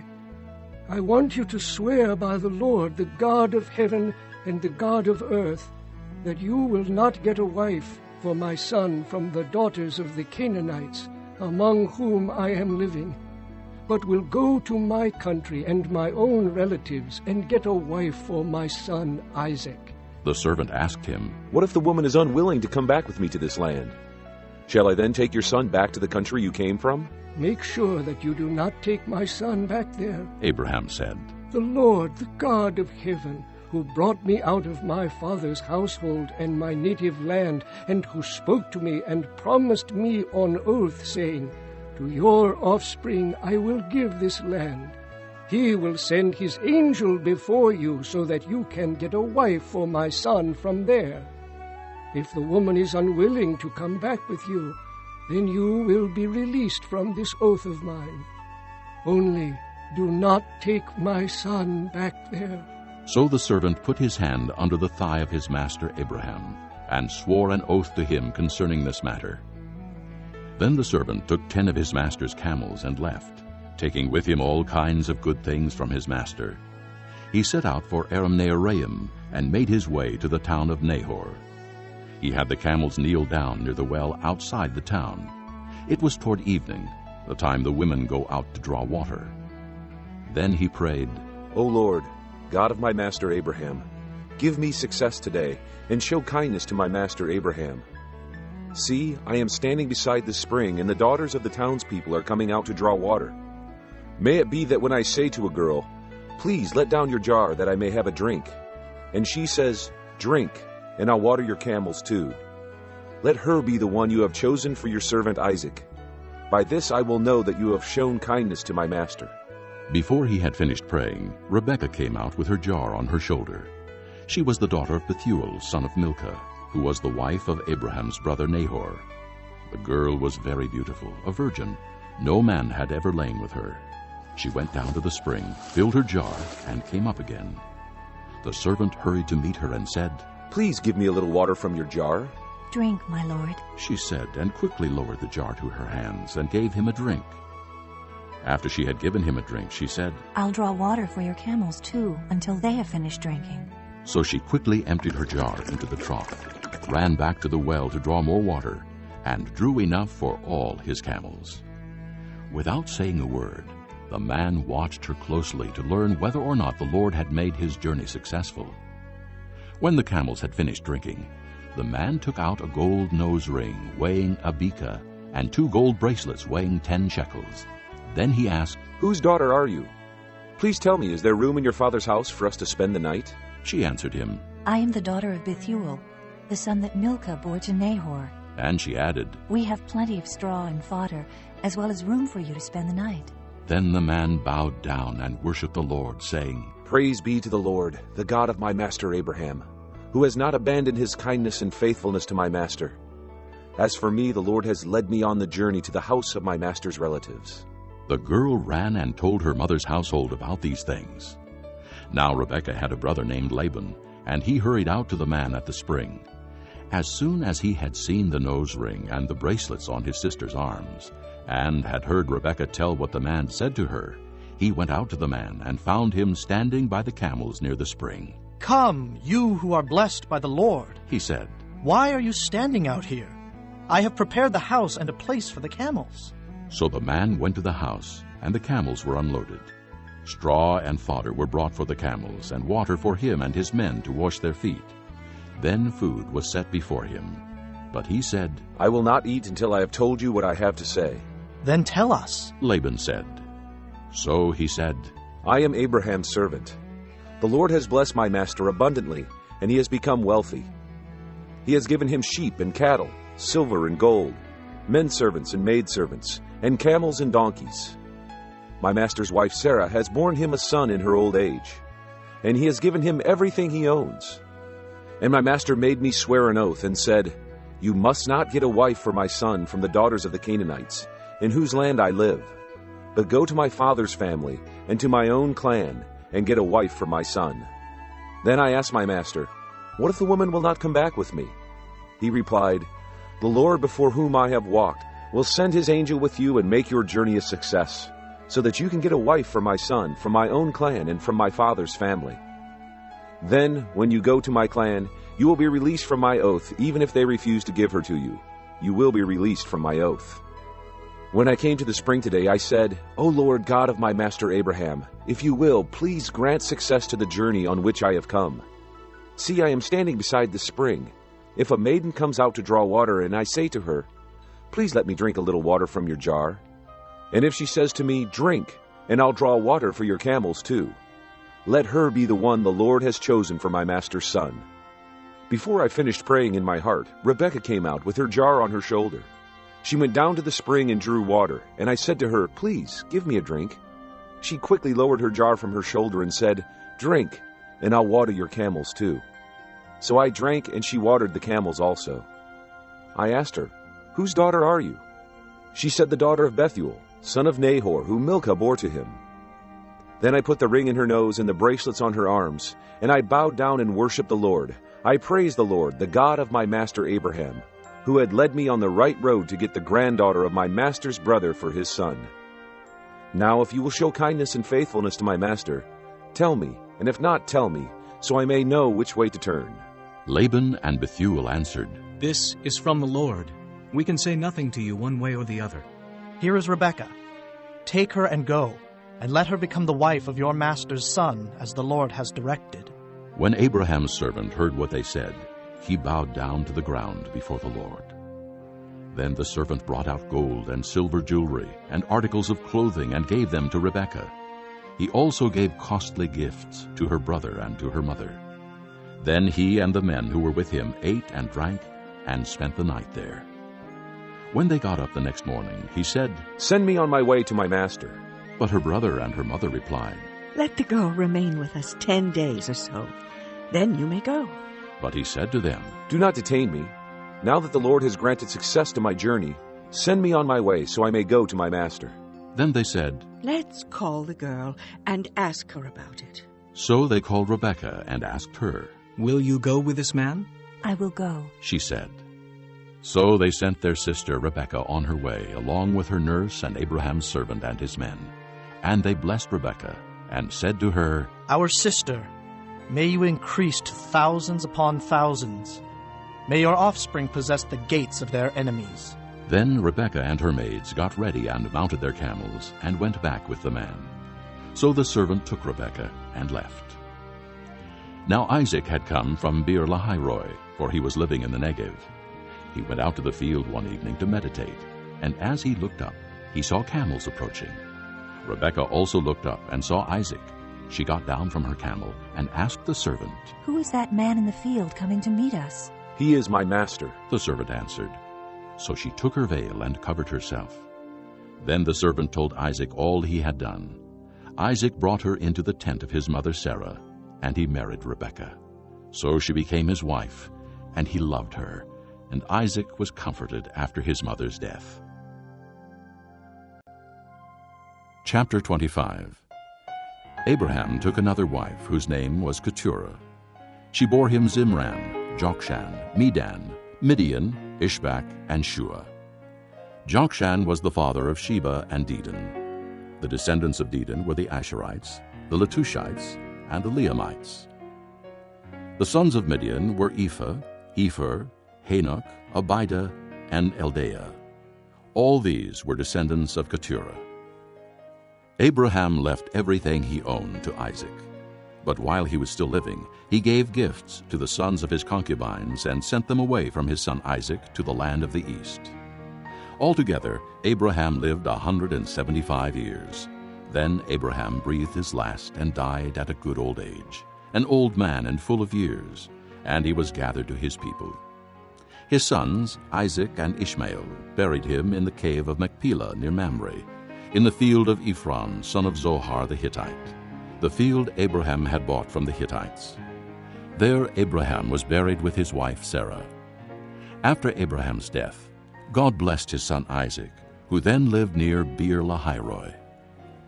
This is the account of Abraham's son Ishmael, whom Sarah's maidservant Hagar the Egyptian bore to Abraham.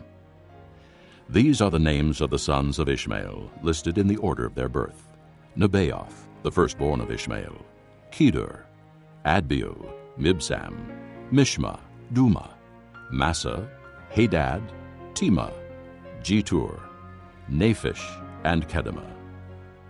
These were the sons of Ishmael, and these are the names of the 12 tribal rulers according to their settlements and camps. Altogether, Ishmael lived 137 years. He breathed his last and died, and he was gathered to his people. His descendants settled in the area from Havilah to Shur, near the border of Egypt, as you go toward Asher, and they lived in hostility toward all their brothers. This is the account of Abraham's son Isaac. Abraham became the father of Isaac, and Isaac was 40 years old when he married Rebekah, daughter of Bethuel the Aramean, from Paddan Aram, the sister of Laban the Aramean. Isaac prayed to the Lord on behalf of his wife, because she was barren. The Lord answered his prayer, and his wife Rebekah became pregnant. The babies jostled each other within her, and she said, "Why is this happening to me?" So she went to inquire of the Lord. The Lord said to her, 2 nations are in your womb, and 2 peoples from within you will be separated. One people will be stronger than the other, and the older will serve the younger. When the time came for her to give birth, there were twin boys in her womb. The first to come out was red, and his whole body was like a hairy garment. So they named him Esau. After this, his brother came out with his hand grasping Esau's heel. So he was named Jacob. Isaac was 60 years old when Rebekah gave birth to them. The boys grew up, and Esau became a skillful hunter, a man of the open country, while Jacob was a quiet man, staying among the tents. Isaac, who had a taste for wild game, loved Esau, but Rebekah loved Jacob. Once when Jacob was cooking some stew, Esau came in from the open country, famished. He said to Jacob, "Quick, let me have some of that red stew. I'm famished." That is why he was also called Edom. Jacob replied, "First, sell me your birthright." "Look, I am about to die," Esau said.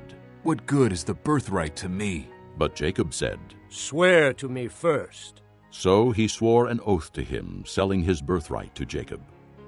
Then Jacob gave Esau some bread and some lentil stew. He ate and drank, and then got up and left. So Esau despised his birthright. Chapter 26. Now there was a famine in the land, besides the earlier famine of Abraham's time. And Isaac went to Abimelech, king of the Philistines, in Gerar. The Lord appeared to Isaac and said, "Do not go down to Egypt. Live in the land where I tell you to live. Stay in this land for a while, and I will be with you and will bless you.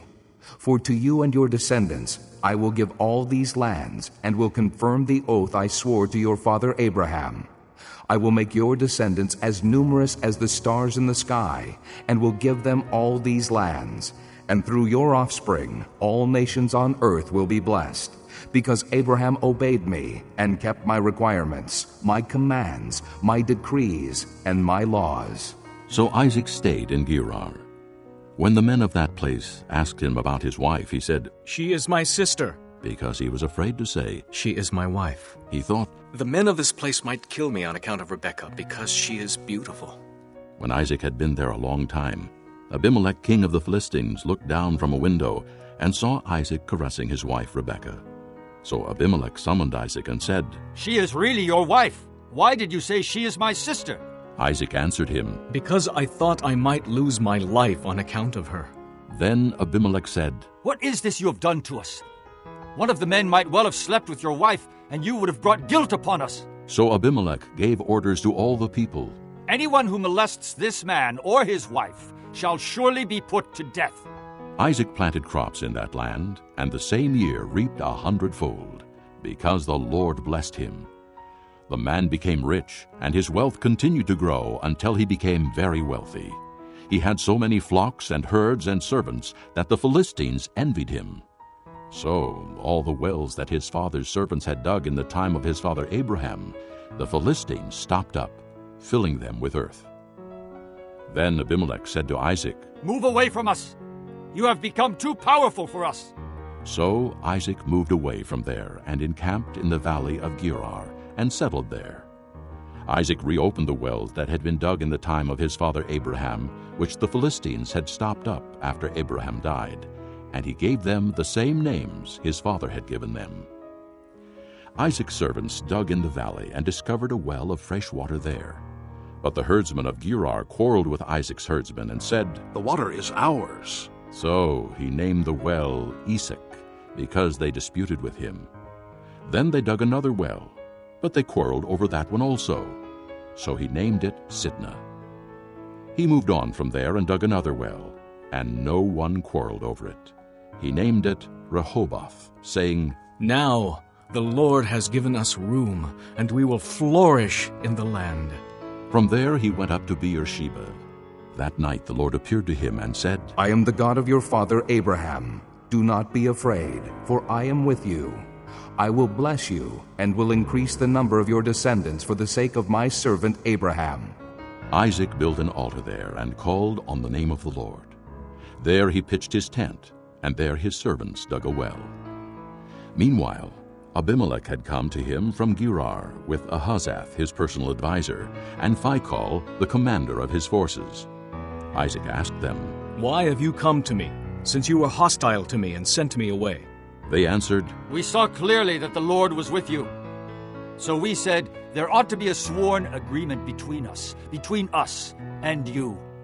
Let us make a treaty with you that you will do us no harm, just as we did not molest you, but always treated you well and sent you away in peace. And now you are blessed by the Lord. Isaac then made a feast for them, and they ate and drank. Early the next morning the men swore an oath to each other. Then Isaac sent them on their way, and they left him in peace. That day Isaac's servants came and told him about the well they had dug. They said, We've found water. He called it Shibah, and to this day the name of the town has been Beersheba. When Esau was 40 years old, he married Judith, daughter of Beeri the Hittite, and also Basemath, daughter of Elon the Hittite. They were a source of grief to Isaac and Rebekah. Chapter 27. When Isaac was old and his eyes were so weak that he could no longer see, he called for Esau his older son and said to him, My son. Here I am. He answered.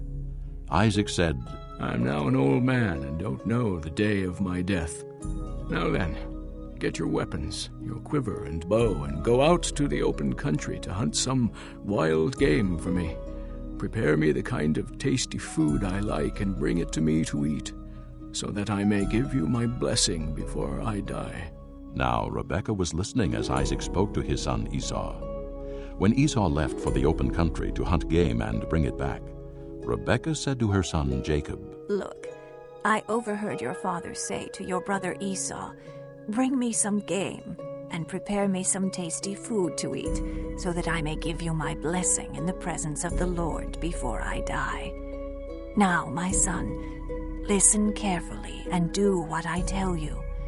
Go out to the flock and bring me 2 choice young goats, so I can prepare some tasty food for your father, just the way he likes it. Then take it to your father to eat, so that he may give you his blessing before he dies. Jacob said to Rebekah his mother, But my brother Esau is a hairy man, and I'm a man with smooth skin. What if my father touches me? I would appear to be tricking him and would bring down a curse on myself rather than a blessing. His mother said to him, My son, let the curse fall on me. Just do what I say. Go and get them for me. So he went and got them and brought them to his mother, and she prepared some tasty food, just the way his father liked it. Then Rebekah took the best clothes of Esau, her older son, which she had in the house, and put them on her younger son Jacob. She also covered his hands and the smooth part of his neck with the goat skins. Then she handed to her son Jacob the tasty food and the bread she had made. He went to his father and said, My father. Yes, my son. He answered. Who is it? Jacob said to his father, I am Esau, your firstborn. I have done as you told me. Please sit up and eat some of my game so that you may give me your blessing. Isaac asked his son, How did you find it so quickly, my son? The Lord your God gave me success, he replied. Then Isaac said to Jacob, Come near so I can touch you, my son, to know whether you really are my son Esau or not. Jacob went close to his father Isaac, who touched him and said, The voice is the voice of Jacob, but the hands are the hands of Esau. He did not recognize him, for his hands were hairy like those of his brother Esau. So he blessed him. Are you really my son, Esau? He asked. I am, he replied. Then he said, My son, bring me some of your game to eat so that I may give you my blessing. Jacob brought it to him, and he ate. And he brought some wine, and he drank. Then his father Isaac said to him, Come here, my son, and kiss me. So he went to him and kissed him. When Isaac caught the smell of his clothes, he blessed him and said, Ah, the smell of my son is like the smell of a field that the Lord has blessed. May God give you of heaven's dew and of earth's richness, an abundance of grain and new wine. May nations serve you and peoples bow down to you. Be Lord over your brothers, and may the sons of your mother bow down to you. May those who curse you be cursed, and those who bless you be blessed. After Isaac finished blessing him, and Jacob had scarcely left his father's presence, his brother Esau came in from hunting. He too prepared some tasty food and brought it to his father. Then he said to him, My father, sit up and eat some of my game, so that you may give me your blessing. His father Isaac asked him, Who are you? I am your son, he answered, your firstborn, Esau. Isaac trembled violently and said, Who was it, then, that hunted game and brought it to me? I ate it just before you came, and I blessed him, and indeed he will be blessed. When Esau heard his father's words, he burst out with a loud and bitter cry and said to his father, Bless me! Me too, my father! But he said, Your brother came deceitfully and took your blessing. Esau said, Isn't he rightly named Jacob? He has deceived me these 2 times. He took my birthright, and now he's taken my blessing. Then he asked, Haven't you reserved any blessing for me? Isaac answered Esau, I have made him lord over you, and have made all his relatives his servants, and I have sustained him with grain and new wine. So what can I possibly do for you, my son? Esau said to his father, Do you have only one blessing, my father? Bless me too, my father. Then Esau wept aloud. His father Isaac answered him, Your dwelling will be away from the earth's richness, away from the dew of heaven above. You will live by the sword, and you will serve your brother. But when you grow restless, you will throw his yoke from off your neck. Esau held a grudge against Jacob because of the blessing his father had given him. He said to himself, The days of mourning for my father are near.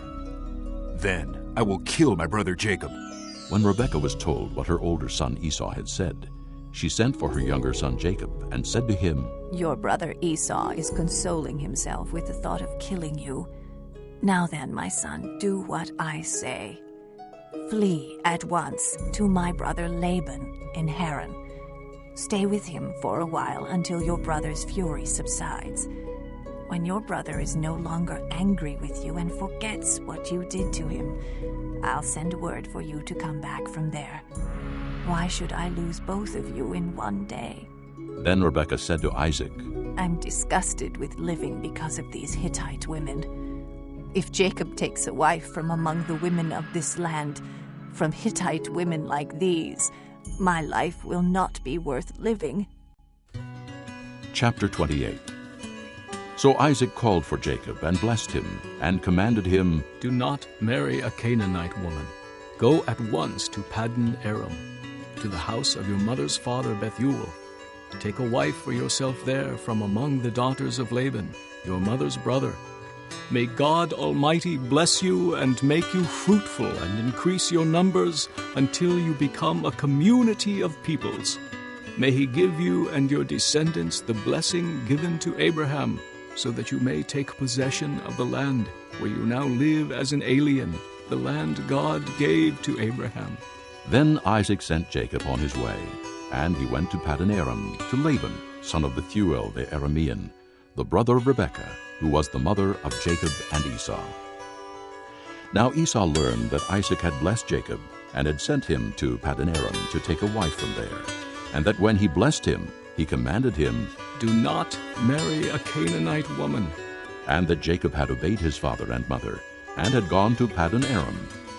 Esau then realized how displeasing the Canaanite women were to his father Isaac. So he went to Ishmael, and married Mahalath, the sister of Nebaioth, and daughter of Ishmael, son of Abraham, in addition to the wives he already had. Jacob left Beersheba and set out for Haran. When he reached a certain place, he stopped for the night because the sun had set. Taking one of the stones there, he put it under his head and lay down to sleep. He had a dream in which he saw a stairway resting on the earth, with its top reaching to heaven, and the angels of God were ascending and descending on it. There above it stood the Lord, and he said, I am the Lord, the God of your father Abraham, and the God of Isaac. I will give you and your descendants the land on which you are lying. Your descendants will be like the dust of the earth, and you will spread out to the west and to the east, to the north and to the south. All peoples on earth will be blessed through you and your offspring. I am with you and will watch over you wherever you go, and I will bring you back to this land. I will not leave you until I have done what I have promised you. When Jacob awoke from his sleep, he thought, Surely the Lord is in this place, and I was not aware of it. He was afraid and said, How awesome is this place! This is none other than the house of God. This is the gate of heaven. Early the next morning, Jacob took the stone he had placed under his head, and set it up as a pillar, and poured oil on top of it. He called that place Bethel, though the city used to be called Luz. Then Jacob made a vow, saying, If God will be with me and will watch over me on this journey I am taking, and will give me food to eat and clothes to wear, so that I return safely to my father's house, then the Lord will be my God, and this stone that I have set up as a pillar will be God's house. And of all that you give me, I will give you 1/10. Chapter 29. Then Jacob continued on his journey, and came to the land of the eastern peoples. There he saw a well in the field, with 3 flocks of sheep lying near it, because the flocks were watered from that well. The stone over the mouth of the well was large. When all the flocks were gathered there, the shepherds would roll the stone away from the well's mouth and water the sheep. Then they would return the stone to its place over the mouth of the well. Jacob asked the shepherds, My brothers, where are you from? We're from Haran, they replied. He said to them, Do you know Laban, Nahor's grandson? Yes, we know him, they answered. Then Jacob asked them, Is he well? Yes, he is, they said. And here comes his daughter Rachel with the sheep. Look, he said, the sun is still high. It is not time for the flocks to be gathered. Water the sheep and take them back to pasture. We can't, they replied, until all the flocks are gathered and the stone has been rolled away from the mouth of the well. Then we will water the sheep. While he was still talking with them, Rachel came with her father's sheep, for she was a shepherdess. When Jacob saw Rachel, daughter of Laban, his mother's brother, and Laban's sheep, he went over and rolled the stone away from the mouth of the well and watered his uncle's sheep. Then Jacob kissed Rachel and began to weep aloud. He had told Rachel that he was a relative of her father and a son of Rebekah. So she ran and told her father. As soon as Laban heard the news about Jacob, his sister's son, he hurried to meet him. He embraced him and kissed him and brought him to his home. And there Jacob told him all these things. Then Laban said to him, "You are my own flesh and blood." After Jacob had stayed with him for a whole month, Laban said to him, "Just because you are a relative of mine, should you work for me for nothing? Tell me what your wages should be." Now Laban had 2 daughters. The name of the older was Leah, and the name of the younger was Rachel. Leah had weak eyes, but Rachel was lovely in form and beautiful. Jacob was in love with Rachel and said, "I'll work for you 7 years in return for your younger daughter Rachel." Laban said, "It's better that I give her to you than to some other man. Stay here with me." So Jacob served 7 years to get Rachel, but they seemed like only a few days to him because of his love for her. Then Jacob said to Laban, "Give me my wife. My time is completed, and I want to lie with her." So Laban brought together all the people of the place and gave a feast. But when evening came, he took his daughter Leah and gave her to Jacob, and Jacob lay with her. And Laban gave his servant girl Zilpah to his daughter as her maidservant. When morning came, there was Leah. So Jacob said to Laban, "What is this you have done to me? I served you for Rachel, didn't I? Why have you deceived me?" Laban replied, "It is not our custom here to give the younger daughter in marriage before the older one. Finish this daughter's bridal week. Then we will give you the younger one also, in return for another 7 years of work." And Jacob did so. He finished the week with Leah, and then Laban gave him his daughter Rachel to be his wife.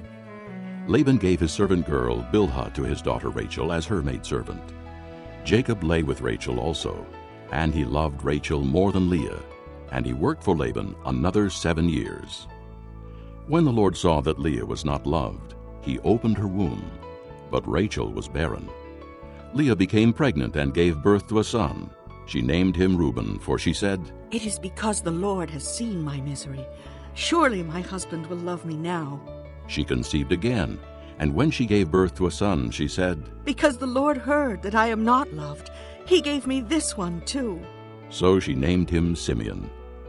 Again she conceived, and when she gave birth to a son, she said, "Now at last my husband will become attached to me, because I have borne him 3 sons." So he was named Levi. She conceived again, and when she gave birth to a son, she said, "This time I will praise the Lord." So she named him Judah. Then she stopped having children. Chapter 30. When Rachel saw that she was not bearing Jacob any children, she became jealous of her sister. So she said to Jacob, "Give me children, or I'll die." Jacob became angry with her and said, "Am I in the place of God, who has kept you from having children?" Then she said, "Here is Bilhah, my maidservant. Sleep with her so that she can bear children for me, and that through her I too can build a family." So she gave him her servant Bilhah as a wife. Jacob slept with her, and she became pregnant and bore him a son. Then Rachel said, "God has vindicated me. He has listened to my plea and given me a son." Because of this, she named him Dan. Rachel's servant Bilhah conceived again and bore Jacob a second son. Then Rachel said, "I have had a great struggle with my sister, and I have won." So she named him Naphtali. When Leah saw that she had stopped having children, she took her maidservant Zilpah and gave her to Jacob as a wife. Leah's servant Zilpah bore Jacob a son. Then Leah said, "What good fortune!" So she named him Gad. Leah's servant Zilpah bore Jacob a second son. Then Leah said, "How happy I am! The women will call me happy." So she named him Asher. During wheat harvest, Reuben went out into the fields and found some mandrake plants, which he brought to his mother Leah. Rachel said to Leah, "Please give me some of your son's mandrakes." But she said to her, "Wasn't it enough you took away my husband? Will you take my son's mandrakes too?" "Very well," Rachel said. "He can sleep with you tonight in return for your son's mandrakes." So when Jacob came in from the fields that evening, Leah went out to meet him. "You must sleep with me," she said. "I have hired you with my son's mandrakes." So he slept with her that night. God listened to Leah, and she became pregnant and bore Jacob a 5th son. Then Leah said, "God has rewarded me for giving my maidservant to my husband." So she named him Issachar. Leah conceived again and bore Jacob a sixth son. Then Leah said, God has presented me with a precious gift. This time my husband will treat me with honor, because I have borne him 6 sons. So she named him Zebulun. Sometime later she gave birth to a daughter and named her Dinah. Then God remembered Rachel. He listened to her and opened her womb. She became pregnant and gave birth to a son and said, God has taken away my disgrace. She named him Joseph and said, May the Lord add to me another son. After Rachel gave birth to Joseph, Jacob said to Laban, Send me on my way so I can go back to my own homeland. Give me my wives and children for whom I have served you, and I will be on my way. You know how much work I've done for you. But Laban said to him, If I have found favor in your eyes, please stay. I have learned by divination that the Lord has blessed me because of you. He added, Name your wages, and I will pay them. Jacob said to him, You know how I have worked for you, and how your livestock has fared under my care. The little you had before I came has increased greatly, and the Lord has blessed you wherever I have been. But now, when may I do something for my own household? What shall I give you? He asked. Don't give me anything, Jacob replied. But if you will do this one thing for me, I will go on tending your flocks and watching over them. Let me go through all your flocks today, and remove from them every speckled or spotted sheep, every dark-colored lamb, and every spotted or speckled goat. They will be my wages, and my honesty will testify for me in the future whenever you check on the wages you have paid me. Any goat in my possession that is not speckled or spotted, or any lamb that is not dark-colored, will be considered stolen. Agreed, said Laban. Let it be as you have said. That same day he removed all the male goats that were streaked or spotted, and all the speckled or spotted female goats, all that had white on them, and all the dark-colored lambs, and he placed them in the care of his sons. Then he put a 3-day journey between himself and Jacob, while Jacob continued to tend the rest of Laban's flocks. Jacob, however, took fresh-cut branches from poplar, almond, and plane trees, and made white stripes on them by peeling the bark and exposing the white inner wood of the branches. Then he placed the peeled branches in all the watering troughs, so that they would be directly in front of the flocks when they came to drink. When the flocks were in heat and came to drink, they mated in front of the branches, and they bore young that were streaked or speckled or spotted. Jacob set apart the young of the flock by themselves, but made the rest face the streaked and dark-colored animals that belonged to Laban.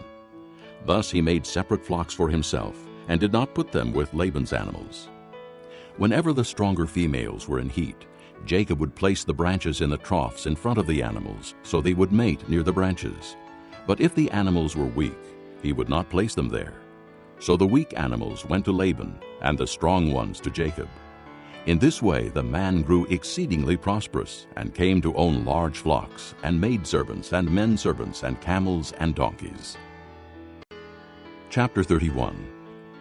Jacob heard that Laban's sons were saying, Jacob has taken everything our father owned and has gained all this wealth from what belonged to our father.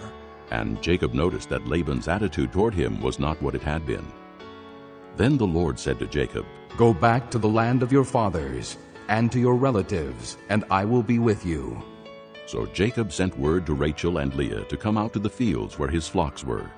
He said to them, I see that your father's attitude towards me is not what it was before, but the God of my father has been with me. You know that I've worked for your father with all my strength, yet your father has cheated me by changing my wages 10 times. However, God has not allowed him to harm me. If he said, The speckled ones will be your wages, then all the flocks gave birth to speckled young. And if he said, The streaked ones will be your wages, then all the flocks bore streaked young. So God has taken away your father's livestock, and has given them to me. In breeding season I once had a dream in which I looked up and saw that the male goats mating with the flock were streaked, speckled, or spotted. The angel of God said to me in a dream, Jacob. I answered, Here I am. And he said, Look up and see that all the male goats mating with the flock are streaked, speckled, or spotted, for I have seen all that Laban has been doing to you.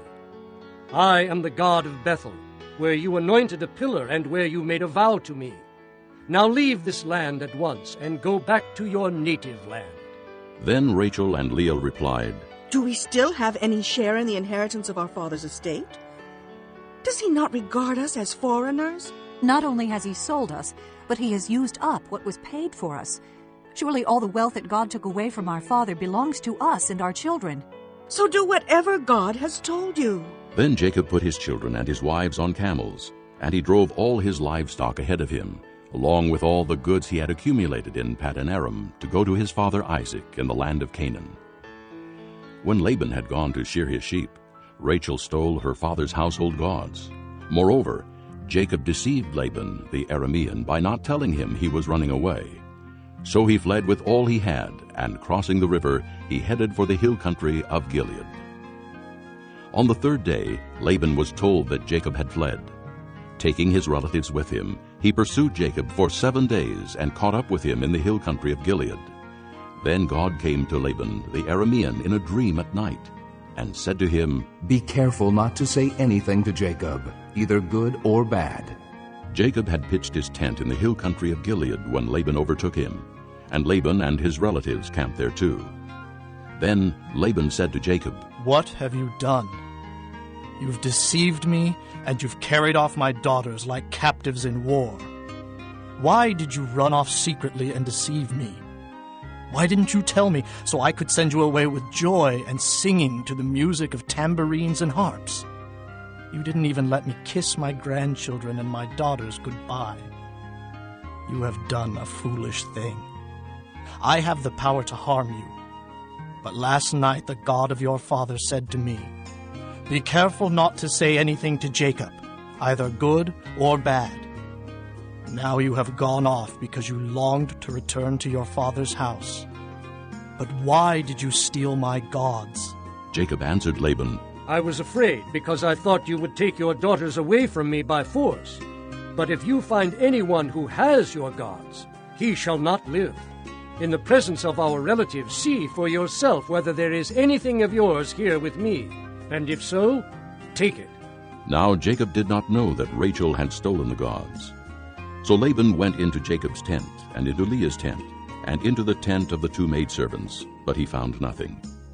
After he came out of Leah's tent, he entered Rachel's tent. Now Rachel had taken the household gods and put them inside her camel's saddle, and was sitting on them. Laban searched through everything in the tent, but found nothing. Rachel said to her father, Don't be angry, my lord, that I cannot stand up in your presence. I'm having my period. So he searched but could not find the household gods. Jacob was angry and took Laban to task. What is my crime? He asked Laban. What sin have I committed that you hunt me down? Now that you have searched through all my goods, what have you found that belongs to your household? Put it here in front of your relatives and mine, and let them judge between the 2 of us. I have been with you for 20 years now. Your sheep and goats have not miscarried, nor have I eaten rams from your flocks. I did not bring you animals torn by wild beasts. I bore the loss myself. And you demanded payment from me for whatever was stolen by day or night.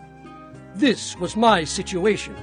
The heat consumed me in the daytime, and the cold at night, and sleep fled from my eyes. It was like this for the 20 years I was in your household. I worked for you 14 years for your 2 daughters and 6 years for your flocks, and you changed my wages 10 times.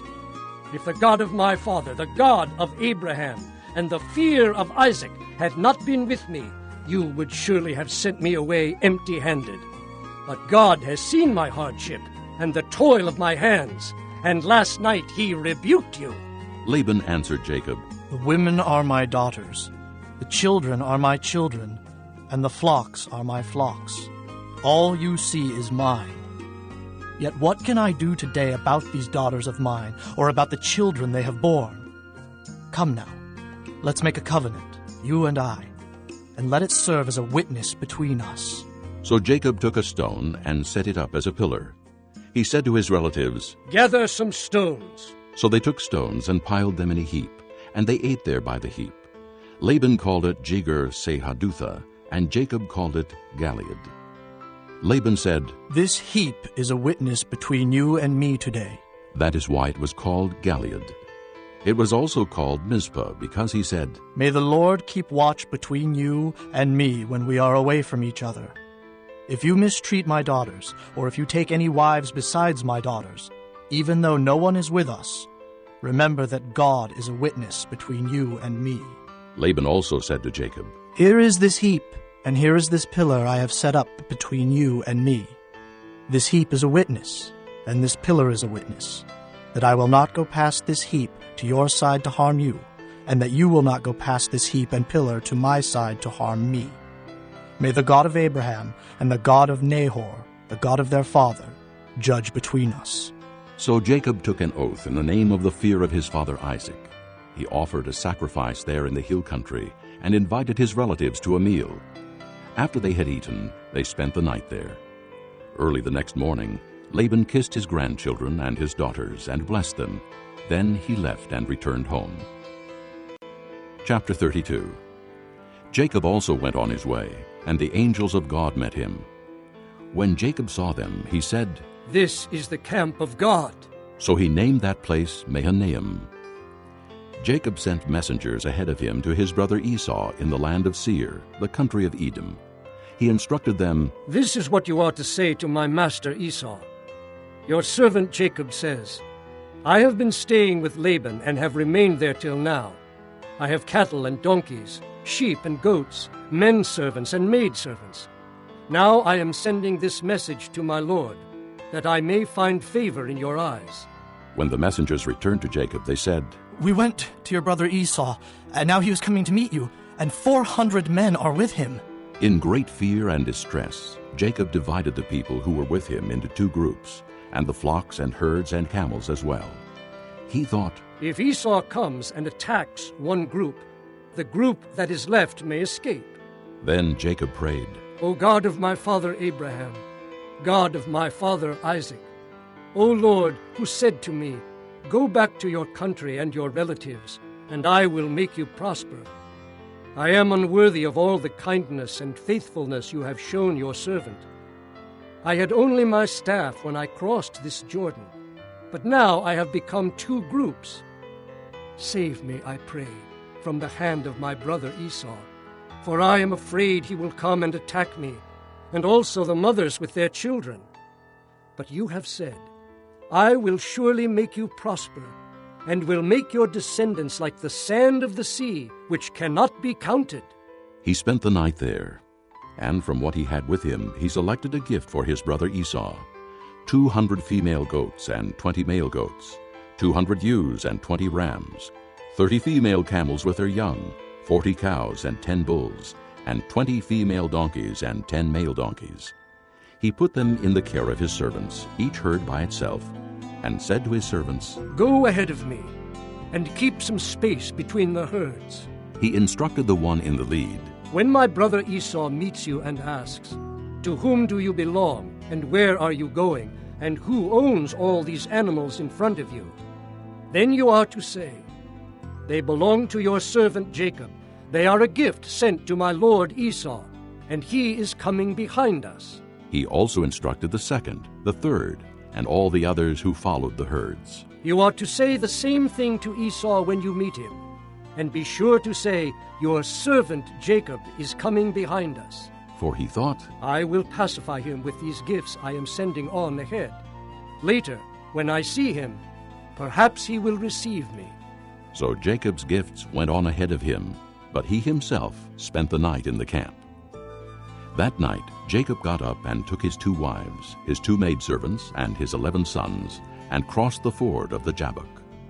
After he had sent them across the stream, he sent over all his possessions. So Jacob was left alone, and a man wrestled with him till daybreak.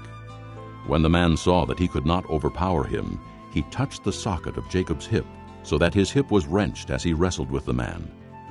Then the man said, "Let me go, for it is daybreak." But Jacob replied, "I will not let go unless you bless me."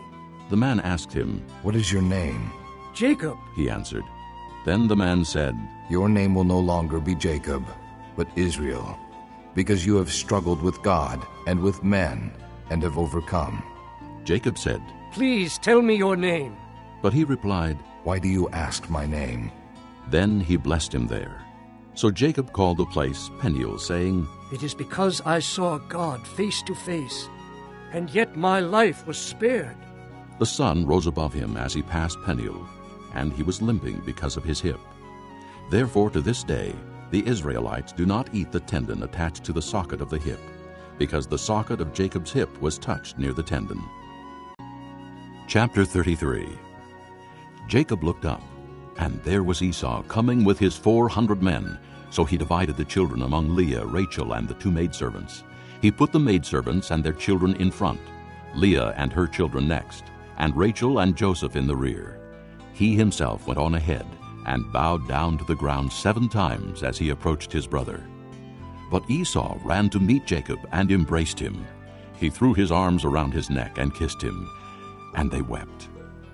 Then Esau looked up and saw the women and children. Who are these with you? He asked. Jacob answered, They are the children God has graciously given your servant. Then the maidservants and their children approached and bowed down. Next Leah and her children came and bowed down. Last of all came Joseph and Rachel, and they too bowed down. Esau asked, What do you mean by all these droves I met? To find favor in your eyes, my lord. He said. But Esau said, I already have plenty, my brother. Keep what you have for yourself. No, please, said Jacob. If I have found favor in your eyes, accept this gift from me. For to see your face is like seeing the face of God. Now that you have received me favorably, please accept the present that was brought to you. For God has been gracious to me, and I have all I need. And because Jacob insisted, Esau accepted it. Then Esau said, Let us be on our way. I'll accompany you. But Jacob said to him, My lord knows that the children are tender, and that I must care for the ewes and cows that are nursing their young. If they are driven hard just one day, all the animals will die. So let my lord go on ahead of his servant, while I move along slowly at the pace of the droves before me and that of the children, until I come to my lord in Seir. Esau said, Then let me leave some of my men with you. But why do that? Jacob asked. Just let me find favor in the eyes of my lord. So that day Esau started on his way back to Seir. Jacob, however, went to Succoth, where he built a place for himself and made shelters for his livestock. That is why the place is called Succoth. After Jacob came from Paddan Aram, he arrived safely at the city of Shechem in Canaan, and camped within sight of the city. For 100 pieces of silver he bought from the sons of Hamor, the father of Shechem, the plot of ground where he pitched his tent. There he set up an altar and called it El Elohe Israel. Chapter 34. Now Dinah, the daughter Leah had borne to Jacob, went out to visit the women of the land. When Shechem, son of Hamor the Hivite, the ruler of that area, saw her, he took her and violated her. His heart was drawn to Dinah, daughter of Jacob, and he loved the girl, and spoke tenderly to her. And Shechem said to his father Hamor, Get me this girl as my wife. When Jacob heard that his daughter Dinah had been defiled, his sons were in the fields with his livestock, so he kept quiet about it until they came home. Then Shechem's father Hamor went out to talk with Jacob. Now Jacob's sons had come in from the fields as soon as they heard what had happened. They were filled with grief and fury, because Shechem had done a disgraceful thing in Israel by lying with Jacob's daughter, a thing that should not be done. But Hamor said to them, My son Shechem has his heart set on your daughter. Please give her to him as his wife. Intermarry with us. Give us your daughters and take our daughters for yourselves. You can settle among us. The land is open to you. Live in it, trade in it, and acquire property in it. Then Shechem said to Dinah's father and brothers, Let me find favor in your eyes, and I will give you whatever you ask. Make the price for the bride and the gift I am to bring as great as you like, and I'll pay whatever you ask me. Only give me the girl as my wife. Because their sister Dinah had been defiled, Jacob's sons replied deceitfully as they spoke to Shechem and his father Hamor. They said to them, We can't do such a thing. We can't give our sister to a man who is not circumcised. That would be a disgrace to us. We will give our consent to you on one condition only, that you become like us by circumcising all your males. Then we will give you our daughters and take your daughters for ourselves. We'll settle among you and become one people with you. But if you will not agree to be circumcised, we'll take our sister and go." Their proposal seemed good to Hamor and his son Shechem. The young man, who was the most honored of all his father's household, lost no time in doing what they said, because he was delighted with Jacob's daughter. So Hamor and his son Shechem went to the gate of their city to speak to their fellow townsmen. "These men are friendly toward us," they said. "Let them live in our land and trade in it. The land has plenty of room for them. We can marry their daughters and they can marry ours. But the men will consent to live with us as one people only on the condition that our males be circumcised as they themselves are. Won't their livestock, their property, and all their other animals become ours? So let us give our consent to them, and they will settle among us." All the men who went out of the city gate agreed with Hamor and his son Shechem, and every male in the city was circumcised. 3 days later, while all of them were still in pain, 2 of Jacob's sons, Simeon and Levi, Dinah's brothers, took their swords and attacked the unsuspecting city, killing every male. They put Hamor and his son Shechem to the sword, and took Dinah from Shechem's house and left. The sons of Jacob came upon the dead bodies and looted the city where their sister had been defiled. They seized their flocks and herds and donkeys and everything else of theirs in the city and out in the fields. They carried off all their wealth and all their women and children, taking as plunder everything in the houses. Then Jacob said to Simeon and Levi, "You have brought trouble on me by making me a stench to the Canaanites and the Perizzites, the people living in this land. We are few in number, and if they join forces against me and attack me, I and my household will be destroyed." But they replied, "Should he have treated our sister like a prostitute?"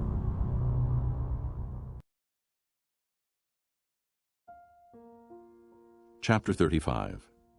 Then God said to Jacob, "Go up to Bethel and settle there, and build an altar there to God, who appeared to you when you were fleeing from your brother Esau." So Jacob said to his household and to all who were with him, "Get rid of the foreign gods you have with you, and purify yourselves and change your clothes. Then come, let us go up to Bethel, where I will build an altar to God, who answered me in the day of my distress, and who has been with me wherever I have gone." So they gave Jacob all the foreign gods they had and the rings in their ears, and Jacob buried them under the oak at Shechem. Then they set out, and the terror of God fell upon the towns all around them, so that no one pursued them. Jacob and all the people with him came to Luz, that is Bethel, in the land of Canaan. There he built an altar, and he called the place El Bethel, because it was there that God revealed himself to him when he was fleeing from his brother. Now Deborah, Rebekah's nurse, died, and was buried under the oak below Bethel. So it was named Allon-Bacuth. After Jacob returned from Paddan Aram, God appeared to him again and blessed him. God said to him, "Your name is Jacob, but you will no longer be called Jacob. Your name will be Israel." So he named him Israel. And God said to him, "I am God Almighty. Be fruitful and increase in number. A nation and a community of nations will come from you, and kings will come from your body. The land I gave to Abraham and Isaac I also give to you, and I will give this land to your descendants after you." Then God went up from him at the place where he had talked with him. Jacob set up a stone pillar at the place where God had talked with him, and he poured out a drink offering on it. He also poured oil on it. Jacob called the place where God had talked with him Bethel. Then they moved on from Bethel. While they were still some distance from Ephrath, Rachel began to give birth and had great difficulty. And as she was having great difficulty in childbirth, the midwife said to her, "Don't be afraid, for you have another son." As she breathed her last, for she was dying, she named her son Benoni, but his father named him Benjamin. So Rachel died and was buried on the way to Ephrath, that is Bethlehem. Over her tomb Jacob set up a pillar, and to this day that pillar marks Rachel's tomb. Israel moved on again and pitched his tent beyond Migdal-Eder. While Israel was living in that region, Reuben went in and slept with his father's concubine Bilhah, and Israel heard of it. Jacob had 12 sons. The sons of Leah, Reuben, the firstborn of Jacob, Simeon, Levi, Judah, Issachar, and Zebulun. The sons of Rachel, Joseph and Benjamin. The sons of Rachel's maidservant Bilhah, Dan, and Naphtali. The sons of Leah's maidservant Zilpah, Gad, and Asher. These were the sons of Jacob, who were born to him in Paddan-aram. Jacob came home to his father Isaac in Mamre, near Kiriath-arba, that is Hebron, where Abraham and Isaac had stayed. Isaac lived 180 years. Then he breathed his last and died, and was gathered to his people old and full of years, and his sons Esau and Jacob buried him. Chapter 36. This is the account of Esau, that is Edom. Esau took his wives from the women of Canaan, Adah, daughter of Elon the Hittite, and Oholibamah, daughter of Anah, and granddaughter of Zibeon the Hivite. Also Basemath, daughter of Ishmael, and sister of Nebaioth. Adah bore Eliphaz to Esau. Basemath bore Reuel, and Oholibamah bore Jeush, Jalem, and Korah. These were the sons of Esau, who were born to him in Canaan. Esau took his wives and sons and daughters, and all the members of his household, as well as his livestock, and all his other animals, and all the goods he had acquired in Canaan, and moved to a land some distance from his brother Jacob. Their possessions were too great for them to remain together. The land where they were staying could not support them both because of their livestock. So Esau, that is Edom, settled in the hill country of Seir. This is the account of Esau, the father of the Edomites in the hill country of Seir. These are the names of Esau's sons: Eliphaz, the son of Esau's wife Adah, and Reuel, the son of Esau's wife Basemath. The sons of Eliphaz: Teman, Omar, Zepho, Gatam, and Kenaz. Esau's son Eliphaz also had a concubine named Timnah, who bore him Amalek. These were grandsons of Esau's wife Adah. The sons of Reuel: Nahath, Zerah, Shammah, and Mizah. These were grandsons of Esau's wife Basemath. The sons of Esau's wife Oholibamah, daughter of Anah and granddaughter of Zibeon, whom she bore to Esau: Jeush, Jalem, and Korah. These were the chiefs among Esau's descendants, the sons of Eliphaz, the firstborn of Esau: chiefs Teman, Omar, Zepho, Kenaz, Korah, Gatam, and Amalek. These were the chiefs descended from Eliphaz in Edom. They were grandsons of Adah. The sons of Esau's son Reuel: chiefs Nahath, Zerah, Shammah, and Mizah. These were the chiefs descended from Reuel in Edom. They were grandsons of Esau's wife Basemath. The sons of Esau's wife Oholibamah: chiefs Jeush, Jalem, and Korah. These were the chiefs descended from Esau's wife Oholibamah, daughter of Anah. These were the sons of Esau, that is Edom, and these were their chiefs. These were the sons of Seir the Horite, who were living in the region: Lotan, Shobal, Zibeon, Anah, Dishon, Ezer, and Dishan. These sons of Seir in Edom were Horite chiefs. The sons of Lotan: Horai and Homam. Timnah was Lotan's sister. The sons of Shobal: Alvan, Manahath, Ebal, Shepho, and Onam. The sons of Zibeon: Aya and Anah.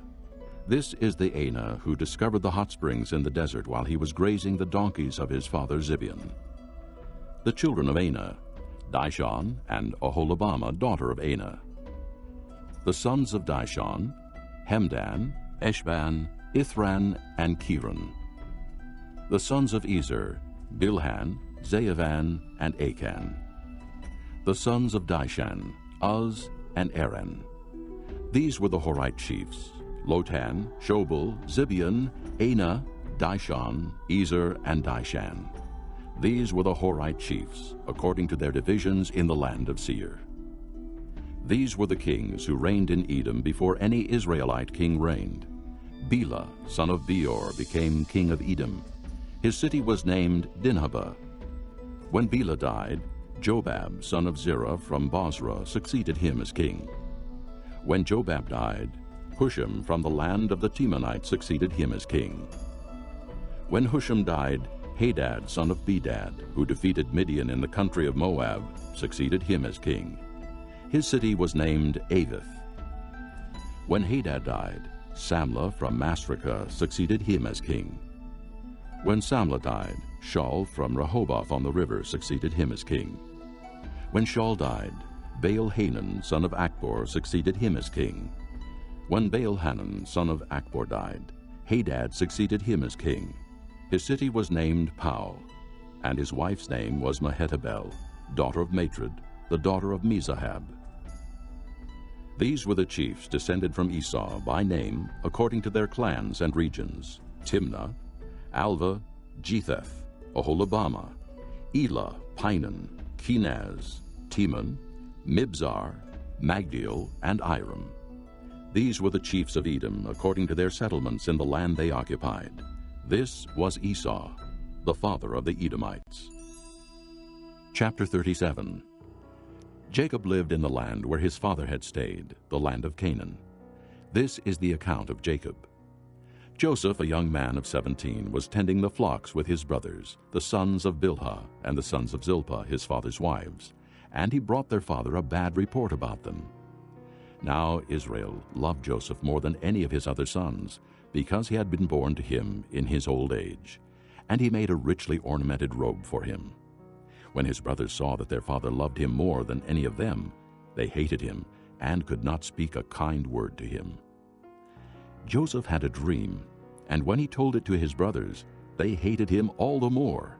He said to them, "Listen to this dream I had. We were binding sheaves of grain out in the field, when suddenly my sheaf rose and stood upright, while your sheaves gathered around mine and bowed down to it." His brothers said to him, "Do you intend to reign over us? Will you actually rule us?" And they hated him all the more because of his dream and what he had said. Then he had another dream, and he told it to his brothers. "Listen," he said, "I had another dream, and this time the sun and moon and 11 stars were bowing down to me." When he told his father as well as his brothers, his father rebuked him and said, "What is this dream you had? Will your mother and I and your brothers actually come and bow down to the ground before you?" His brothers were jealous of him, but his father kept the matter in mind. Now his brothers had gone to graze their father's flocks near Shechem, and Israel said to Joseph, "As you know, your brothers are grazing the flocks near Shechem. Come, I am going to send you to them." "Very well," he replied. So he said to him, "Go and see if all is well with your brothers and with the flocks, and bring word back to me." Then he sent him off from the valley of Hebron. When Joseph arrived at Shechem, a man found him wandering around in the fields and asked him, "What are you looking for?" He replied, "I'm looking for my brothers. Can you tell me where they are grazing their flocks?" "They have moved on from here." The man answered, "I heard them say, 'Let's go to Dothan.'" So Joseph went after his brothers and found them near Dothan. But they saw him in the distance, and before he reached them, they plotted to kill him. "Here comes that dreamer," they said to each other. "Come now, let's kill him and throw him into one of these cisterns and say that a ferocious animal devoured him. Then we'll see what comes of his dreams." When Reuben heard this, he tried to rescue him from their hands. "Let's not take his life," he said. "Don't shed any blood. Throw him into this cistern here in the desert, but don't lay a hand on him." Reuben said this to rescue him from them and take him back to his father. So when Joseph came to his brothers, they stripped him of his robe, the richly ornamented robe he was wearing, and they took him and threw him into the cistern. Now the cistern was empty, there was no water in it.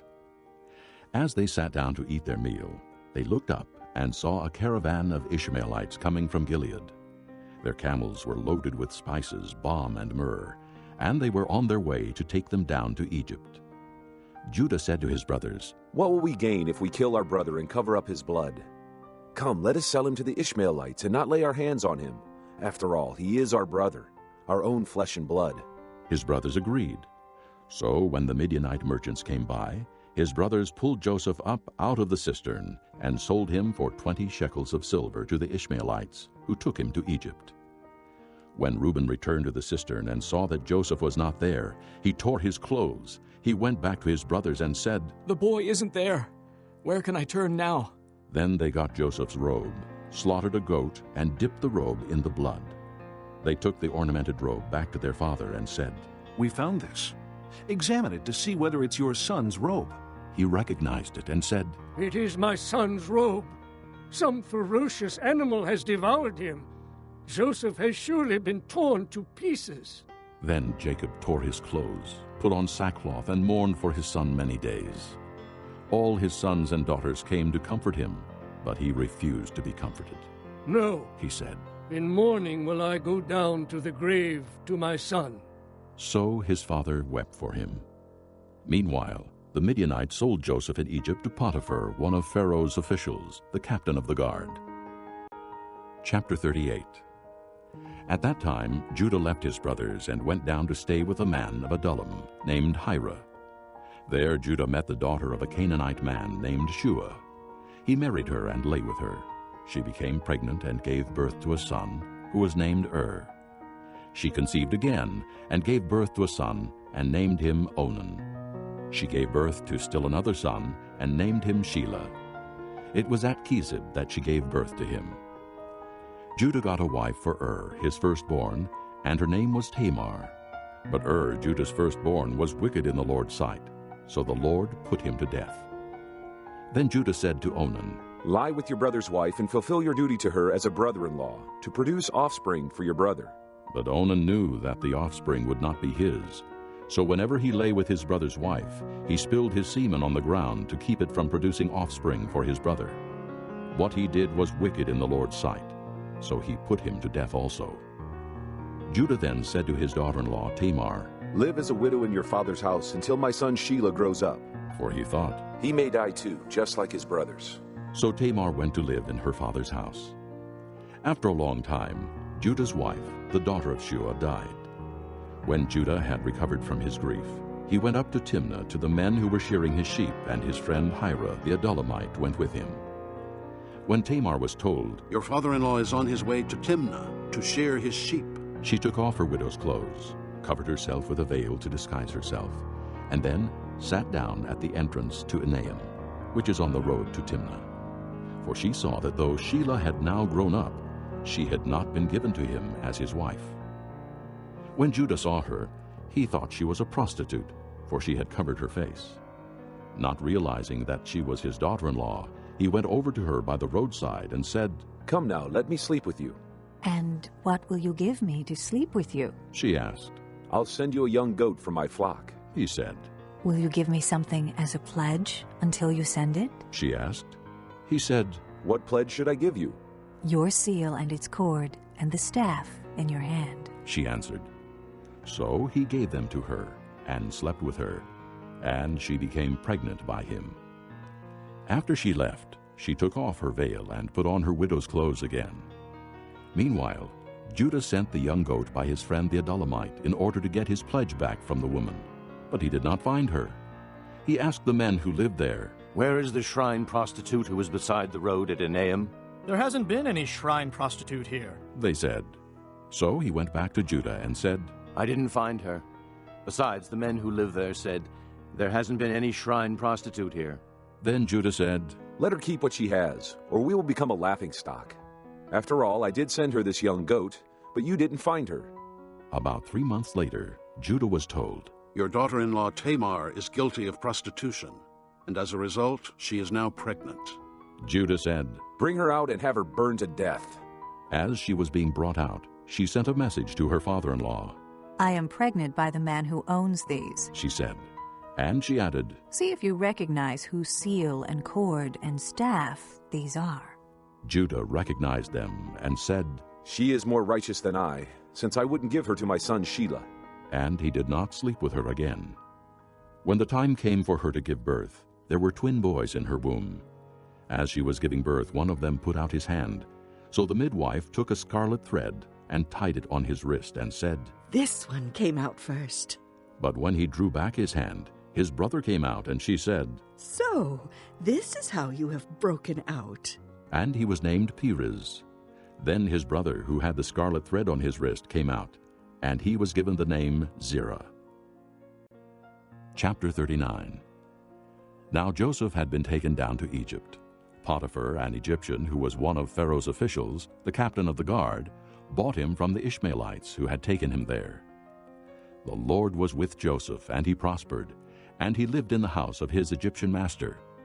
When his master saw that the Lord was with him, and that the Lord gave him success in everything he did, Joseph found favor in his eyes, and became his attendant. Potiphar put him in charge of his household, and he entrusted to his care everything he owned.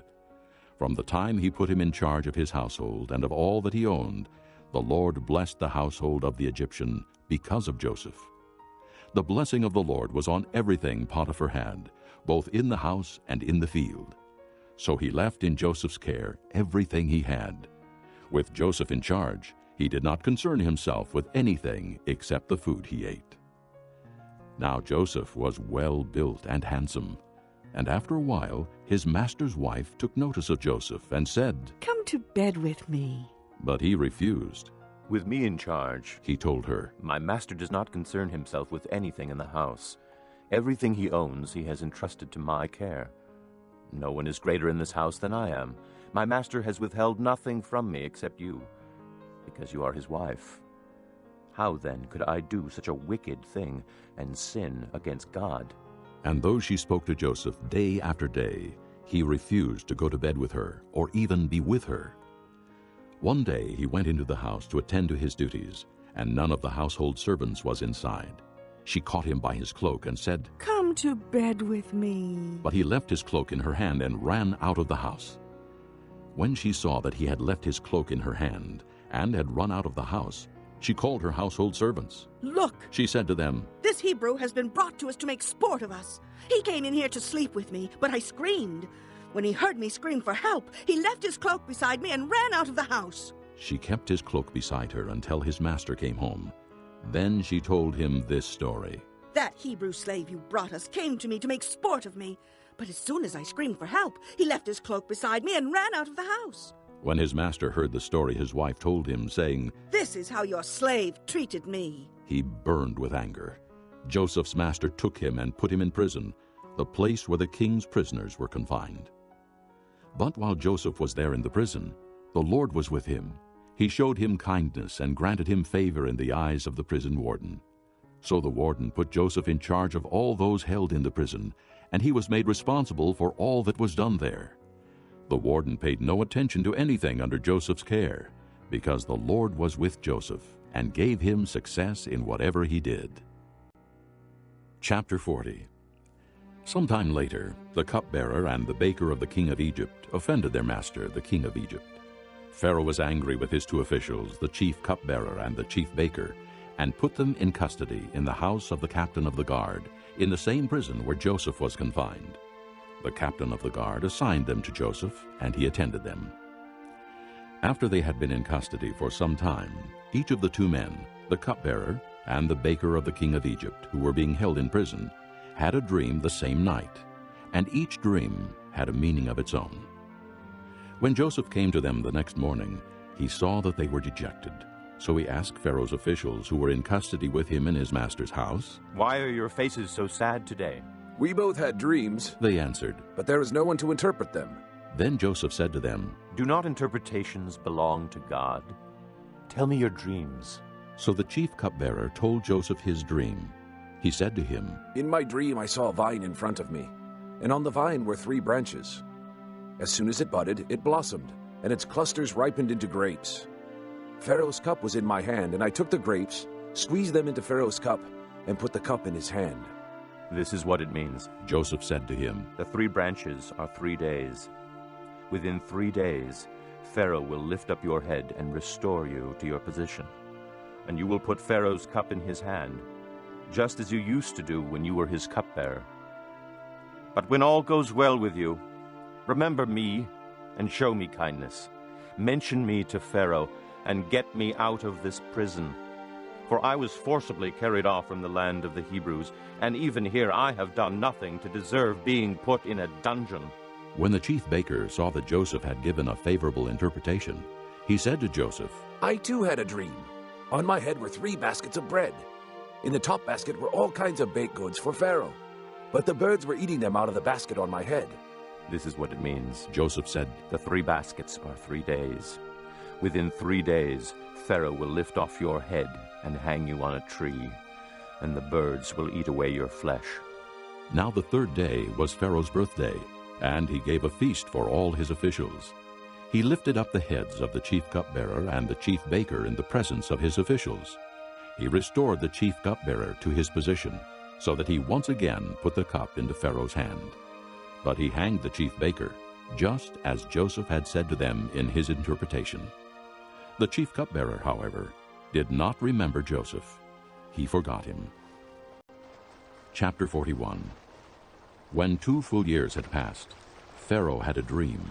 He was standing by the Nile when out of the river there came up 7 cows, sleek and fat, and they grazed among the reeds.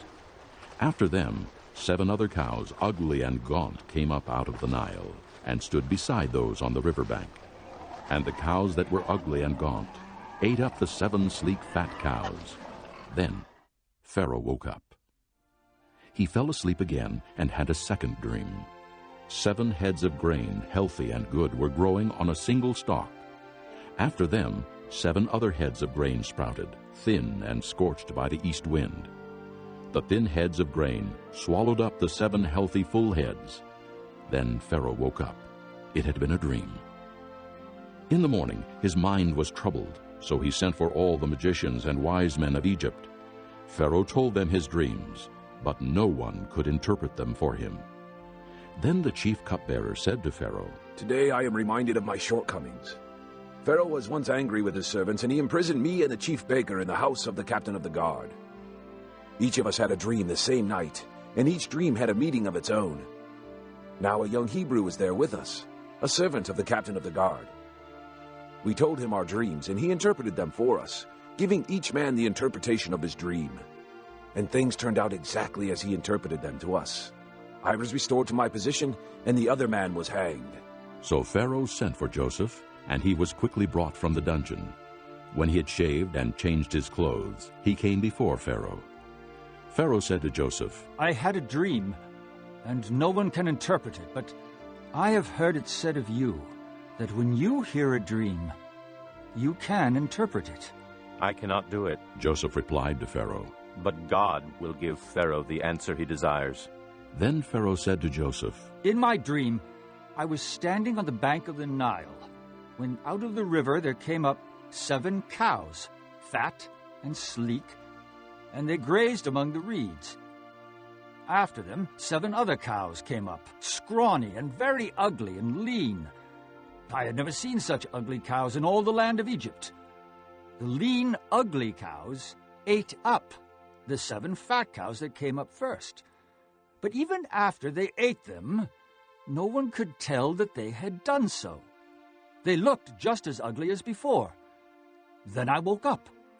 In my dreams I also saw 7 heads of grain, full and good, growing on a single stalk. After them 7 other heads sprouted, withered and thin and scorched by the east wind. The thin heads of grain swallowed up the 7 good heads. I told this to the magicians, but none could explain it to me. Then Joseph said to Pharaoh, The dreams of Pharaoh are one and the same. God has revealed to Pharaoh what he's about to do. The 7 good cows are 7 years, and the 7 good heads of grain are 7 years. It is one and the same dream.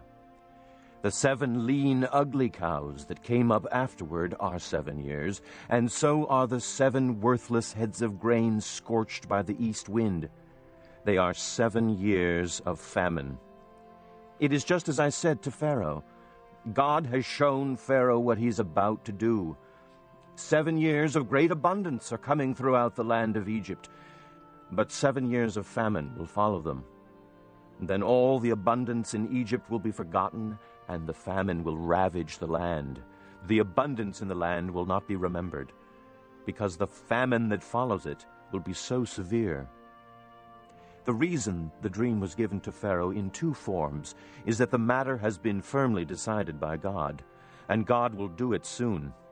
And now, let Pharaoh look for a discerning and wise man and put him in charge of the land of Egypt. Let Pharaoh appoint commissioners over the land to take 1/5 of the harvest of Egypt during the 7 years of abundance. They should collect all the food of these good years that are coming and store up the grain under the authority of Pharaoh, to be kept in the cities for food.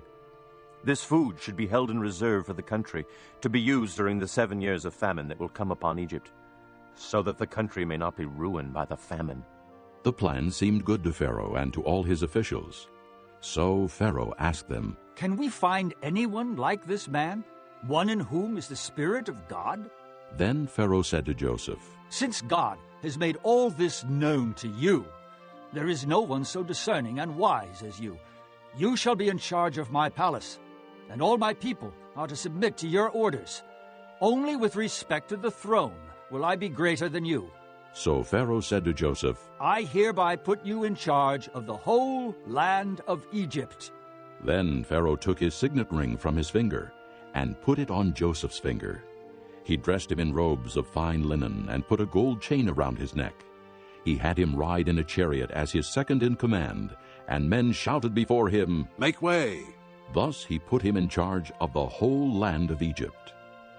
Then Pharaoh said to Joseph, "I am Pharaoh, but without your word no one will lift hand or foot in all Egypt."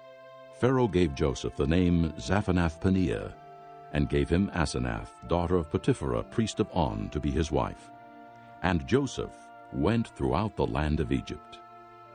Joseph was 30 years old when he entered the service of Pharaoh, king of Egypt. And Joseph went out from Pharaoh's presence and traveled throughout Egypt. During the 7 years of abundance, the land produced plentifully. Joseph collected all the food produced in those 7 years of abundance in Egypt and stored it in the cities. In each city, he put the food grown in the fields surrounding it. Joseph stored up huge quantities of grain, like the sand of the sea. It was so much that he stopped keeping records because it was beyond measure. Before the years of famine came, 2 sons were born to Joseph by Asenath, daughter of Potipherah, priest of On. Joseph named his firstborn Manasseh and said, "It is because God has made me forget all my trouble and all my father's household." The second son he named Ephraim and said, "It is because God has made me fruitful in the land of my suffering." The 7 years of abundance in Egypt came to an end, and the 7 years of famine began, just as Joseph had said. There was famine in all the other lands, but in the whole land of Egypt there was food. When all Egypt began to feel the famine, the people cried to Pharaoh for food. Then Pharaoh told all the Egyptians, "Go to Joseph and do what he tells you." When the famine had spread over the whole country, Joseph opened the storehouses and sold grain to the Egyptians, for the famine was severe throughout Egypt. And all the countries came to Egypt to buy grain from Joseph, because the famine was severe in all the world. Chapter 42. When Jacob learned that there was grain in Egypt, he said to his sons, "Why do you just keep looking at each other?" He continued, "I have heard that there is grain in Egypt. Go down there and buy some for us, so that we may live and not die." Then 10 of Joseph's brothers went down to buy grain from Egypt. But Jacob did not send Benjamin, Joseph's brother, with the others, because he was afraid that harm might come to him. So Israel's sons were among those who went to buy grain, for the famine was in the land of Canaan also. Now Joseph was the governor of the land, the one who sold grain to all its people. So when Joseph's brothers arrived, they bowed down to him with their faces to the ground. As soon as Joseph saw his brothers, he recognized them, but he pretended to be a stranger and spoke harshly to them. "Where do you come from?" he asked. "From the land of Canaan," they replied, "to buy food." Although Joseph recognized his brothers, they did not recognize him. Then he remembered his dreams about them and said to them, "You are spies. You have come to see where our land is unprotected." "No, my lord," they answered. "Your servants have come to buy food. We are all the sons of one man. Your servants are honest men, not spies." "No," he said to them, "you have come to see where our land is unprotected." But they replied, "Your servants were 12 brothers, the sons of one man, who lives in the land of Canaan. The youngest is now with our father, and one is no more." Joseph said to them, "It is just as I told you. You are spies, and this is how you will be tested. As surely as Pharaoh lives, you will not leave this place unless your youngest brother comes here. Send one of your number to get your brother. The rest of you will be kept in prison, so that your words may be tested to see if you are telling the truth. If you are not, then as surely as Pharaoh lives, you are spies. And he put them all in custody for 3 days. On the 3rd day, Joseph said to them, Do this, and you will live, for I fear God. If you are honest men, let one of your brothers stay here in prison, while the rest of you go and take grain back for your starving households. But you must bring your youngest brother to me, so that your words may be verified and that you may not die. This they proceeded to do. They said to one another, Surely we are being punished because of our brother. We saw how distressed he was when he pleaded with us for his life, but we would not listen. That's why this distress has come upon us. Reuben replied, Didn't I tell you not to sin against the boy? But you wouldn't listen. Now we must give an accounting for his blood. They did not realize that Joseph could understand them, since he was using an interpreter. He turned away from them and began to weep, but then turned back and spoke to them again. He had Simeon taken from them and bound before their eyes. Joseph gave orders to fill their bags with grain, to put each man's silver back in his sack, and to give them provisions for their journey. After this was done for them, they loaded their grain on their donkeys and left. At the place where they stopped for the night, one of them opened his sack to get feed for his donkey, and he saw his silver in the mouth of his sack. My silver has been returned, he said to his brothers. Here it is in my sack. Their hearts sank, and they turned to each other trembling and said, What is this that God has done to us? When they came to their father Jacob in the land of Canaan, they told him all that had happened to them. They said, The man who is lord over the land spoke harshly to us and treated us as though we were spying on the land. But we said to him, We are honest men. We are not spies. We were 12 brothers, sons of one father. One is no more, and the youngest is now with our father in Canaan. Then the man who is lord over the land said to us, This is how I will know whether you are honest men. Leave one of your brothers here with me, and take food for your starving households and go. But bring your youngest brother to me, so I will know that you are not spies, but honest men. Then I will give your brother back to you, and you can trade in the land. As they were emptying their sacks, there in each man's sack was his pouch of silver. When they and their father saw the money pouches, they were frightened. Their father Jacob said to them, You have deprived me of my children. Joseph is no more, and Simeon is no more, and now you want to take Benjamin. Everything is against me. Then Reuben said to his father, You may put both of my sons to death if I do not bring him back to you. Entrust him to my care, and I will bring him back. But Jacob said, My son will not go down there with you. His brother is dead, and he is the only one left. If harm comes to him on the journey you are taking, you will bring my gray head down to the grave in sorrow. Chapter 43. Now the famine was still severe in the land. So when they had eaten all the grain they had brought from Egypt, their father said to them, Go back and buy us a little more food. But Judah said to him, The man warned us solemnly, You will not see my face again unless your brother is with you. If you will send our brother along with us, we will go down and buy food for you. But if you will not send him, we will not go down, because the man said to us, You will not see my face again unless your brother is with you. Israel asked, Why did you bring this trouble on me by telling the man you had another brother? They replied, The man questioned us closely about ourselves and our family. Is your father still living? He asked us. Do you have another brother? We simply answered his questions. How were we to know he would say, Bring your brother down here? Then Judah said to Israel his father, Send the boy along with me, and we will go at once, so that we and you and our children may live and not die. I myself will guarantee his safety. You can hold me personally responsible for him. If I do not bring him back to you and set him here before you, I will bear the blame before you all my life. As it is, if we had not delayed, we could have gone and returned twice. Then their father Israel said to them, If it must be, then do this. Put some of the best products of the land in your bags and take them down to the man as a gift. A little balm and a little honey, some spices and myrrh, some pistachio nuts and almonds. Take double the amount of silver with you, for you must return the silver that was put back into the mouths of your sacks. Perhaps it was a mistake. Take your brother also, and go back to the man at once. And may God Almighty grant you mercy before the man, so that he will let your brother and Benjamin come back with you. As for me, if I am bereaved, I am bereaved. So the men took the gifts and double the amount of silver, and Benjamin also. They hurried down to Egypt and presented themselves to Joseph. When Joseph saw Benjamin with them, he said to the steward of his house, "Take these men to my house, slaughter an animal and prepare dinner. They're to eat with me at noon." The man did as Joseph told him, and took the men to Joseph's house.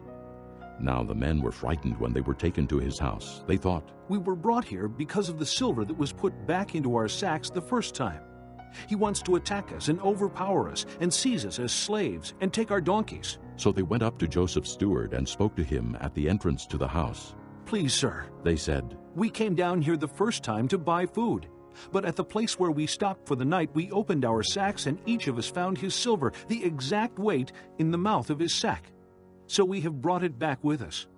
We have also brought additional silver with us to buy food. We don't know who put our silver in our sacks." "It's all right," he said. "Don't be afraid. Your God, the God of your father, has given you treasure in your sacks. I received your silver." Then he brought Simeon out to them. The steward took the men into Joseph's house, gave them water to wash their feet, and provided fodder for their donkeys. They prepared their gifts for Joseph's arrival at noon, because they had heard that they were to eat there. When Joseph came home, they presented to him the gifts they had brought into the house, and they bowed down before him to the ground.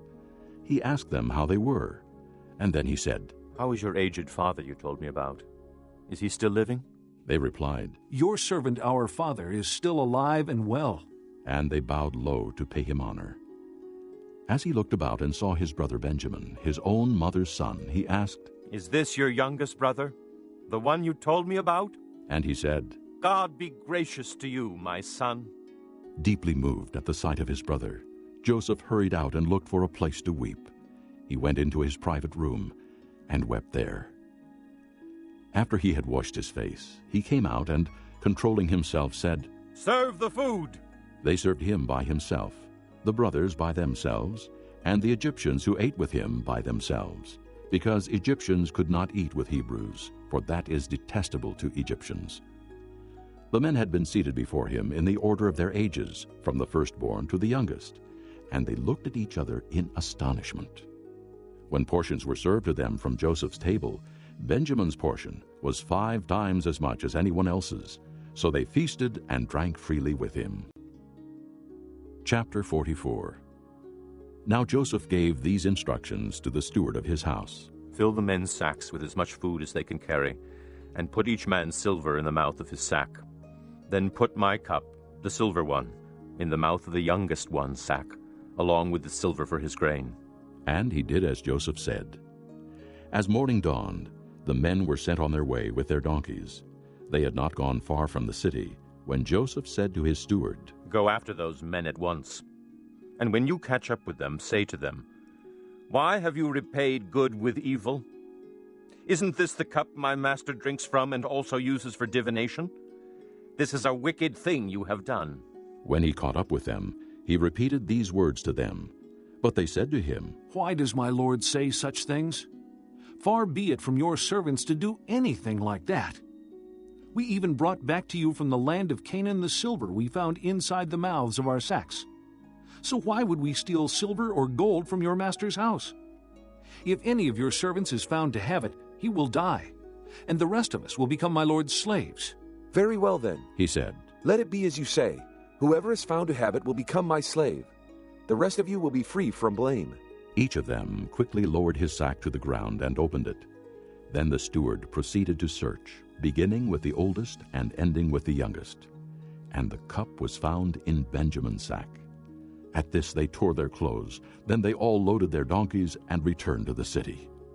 Joseph was still in the house when Judah and his brothers came in, and they threw themselves to the ground before him.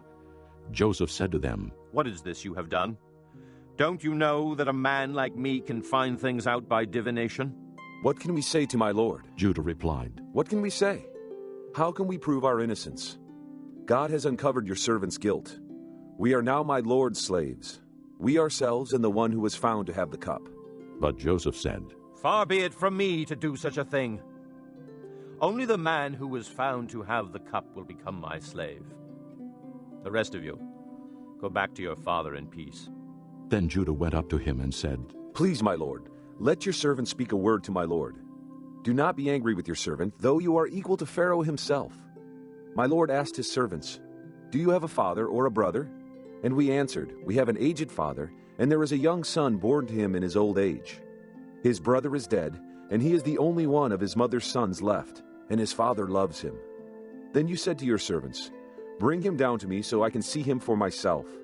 And we said to my lord, "The boy cannot leave his father. If he leaves him, his father will die." But you told your servants, "Unless your youngest brother comes down with you, you will not see my face again." When we went back to your servant my father, we told him what my lord had said. Then our father said, "Go back and buy a little more food."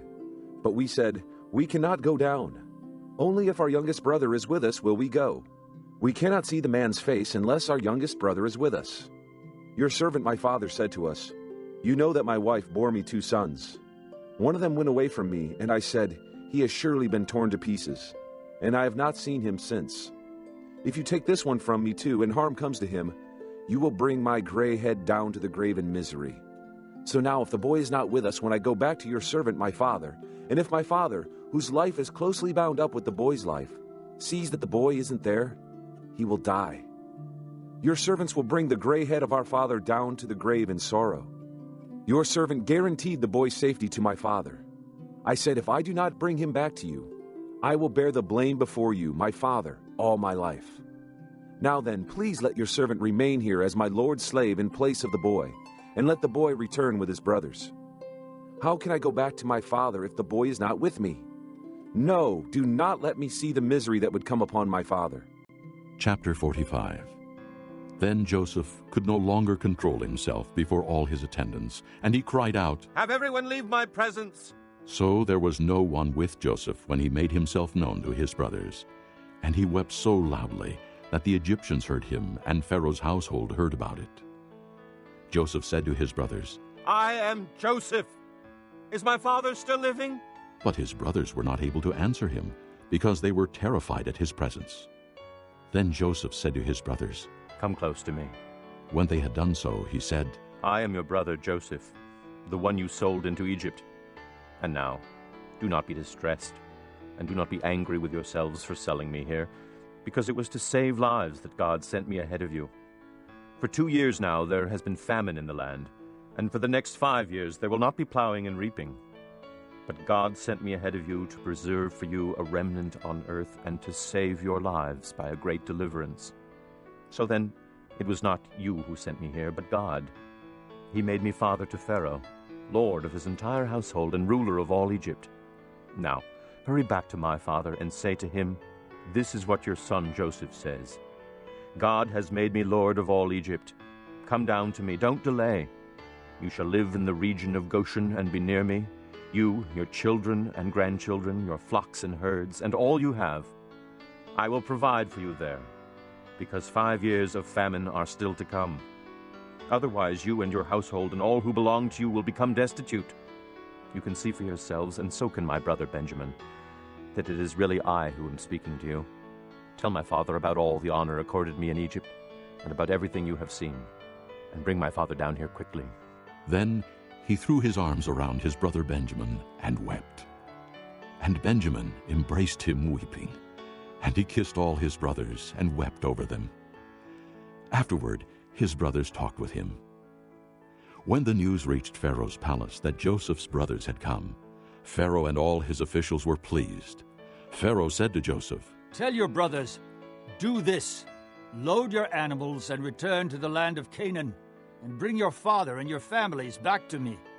I will give you the best of the land of Egypt, and you can enjoy the fat of the land. You are also directed to tell them, 'Do this. Take some carts from Egypt for your children and your wives, and get your father and come. Never mind about your belongings, because the best of all Egypt will be yours." So the sons of Israel did this. Joseph gave them carts, as Pharaoh had commanded, and he also gave them provisions for their journey. To each of them he gave new clothing, but to Benjamin he gave 300 shekels of silver and 5 sets of clothes. And this is what he sent to his father: 10 donkeys loaded with the best things of Egypt, and 10 female donkeys loaded with grain and bread and other provisions for his journey. Then he sent his brothers away, and as they were leaving he said to them, "Don't quarrel on the way." So they went up out of Egypt and came to their father Jacob in the land of Canaan. They told him, "Joseph is alive. In fact, he is ruler of all Egypt." Jacob was stunned. He did not believe them. But when they told him everything Joseph had said to them, and when he saw the carts Joseph had sent to carry him back, the spirit of their father Jacob revived. And Israel said, "I am convinced. My son Joseph is still alive. I will go and see him before I die." Chapter 46. So Israel set out with all that was his, and when he reached Beersheba, he offered sacrifices to the God of his father Isaac. And God spoke to Israel in a vision at night and said, "Jacob, Jacob." "Here I am," he replied. "I am God, the God of your father," he said. "Do not be afraid to go down to Egypt, for I will make you into a great nation there.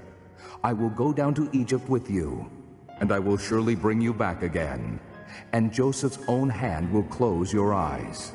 Then Jacob left Beersheba, and Israel's sons took their father Jacob and their children and their wives in the carts that Pharaoh had sent to transport him. They also took with them their livestock and the possessions they had acquired in Canaan. And Jacob and all his offspring went to Egypt. He took with him to Egypt his sons and grandsons and his daughters and granddaughters, all his offspring. These are the names of the sons of Israel, Jacob and his descendants, who went to Egypt. Reuben, the firstborn of Jacob. The sons of Reuben, Hanok, Payul, Hezron, and Carmi. The sons of Simeon, Jemuel, Jamin, Ohad, Jachin, Zohar, and Shaul, the son of a Canaanite woman. The sons of Levi, Gershon, Kohath, and Merari. The sons of Judah, Onan, Shelah, Perez, and Zerah. But and Onan had died in the land of Canaan. The sons of Perez, Hezron, and Hamul. The sons of Issachar, Tola, Puah, Jashub, and Shimron. The sons of Zebulun, Sirid, Elon, and Jaleel. These were the sons Leah bore to Jacob in Paddan Aram, besides his daughter Dinah. These sons and daughters of his were 33 in all. The sons of Gad, Zephon, Haggi, Shunai, Esbon, Eri, Eradai, and Areli. The sons of Asher, Imnah, Ishva, Ishvi, and Beriah. Their sister was Sirah. The sons of Beriah, Heber, and Malchiel. These were the children born to Jacob by Zilpah, whom Laban had given to his daughter Leah, 16 in all. The sons of Jacob's wife Rachel, Joseph, and Benjamin. In Egypt, Manasseh and Ephraim were born to Joseph by Asenath, daughter of Potipharah, priest of On. The sons of Benjamin, Bela, Becher, Ashbel, Jerah, Naaman, Ehi, Rosh, Muppim, Huppim, and Ard. These were the sons of Rachel, who were born to Jacob, 14 in all. The son of Dan, Hushim. The sons of Naphtali, Jaziel, Guni, Jezer, and Shillem. These were the sons born to Jacob by Bilhah, whom Laban had given to his daughter Rachel, 7 in all. All those who went to Egypt with Jacob, those who were his direct descendants, not counting his sons' wives, numbered 66 persons. With the 2 sons who had been born to Joseph in Egypt, the members of Jacob's family which went to Egypt were 70 in all. Now Jacob sent Judah ahead of him to Joseph to get directions to Goshen. When they arrived in the region of Goshen, Joseph had his chariot made ready and went to Goshen to meet his father Israel. As soon as Joseph appeared before him, he threw his arms around his father and wept for a long time. Israel said to Joseph, Now I am ready to die, since I have seen for myself that you are still alive. Then Joseph said to his brothers and to his father's household, I will go up and speak to Pharaoh and will say to him, My brothers and my father's household who are living in the land of Canaan have come to me. The men are shepherds, they tend livestock, and they have brought along their flocks and herds and everything they own. When Pharaoh calls you in and asks, What is your occupation? You should answer, Your servants have tended livestock from our boyhood on, just as our fathers did. Then you will be allowed to settle in the region of Goshen, for all shepherds are detestable to the Egyptians. Chapter 47. Joseph went and told Pharaoh, My father and brothers, with their flocks and herds and everything they own, have come from the land of Canaan and are now in Goshen. He chose 5 of his brothers and presented them before Pharaoh. Pharaoh asked the brothers, What is your occupation? Your servants are shepherds. They replied to Pharaoh, Just as our fathers were. They also said to him, We have come to live here a while, because the famine is severe in Canaan, and your servants' flocks have no pasture. So now, please let your servants settle in Goshen. Pharaoh said to Joseph, Your father and your brothers have come to you, and the land of Egypt is before you. Settle your father and your brothers in the best part of the land. Let them live in Goshen, and if you know of any among them with special ability, put them in charge of my own livestock. Then Joseph brought his father Jacob in and presented him before Pharaoh. After Jacob blessed Pharaoh, Pharaoh asked him, How old are you? And Jacob said to Pharaoh, The years of my pilgrimage are 130. My years have been few and difficult, and they do not equal the years of the pilgrimage of my fathers.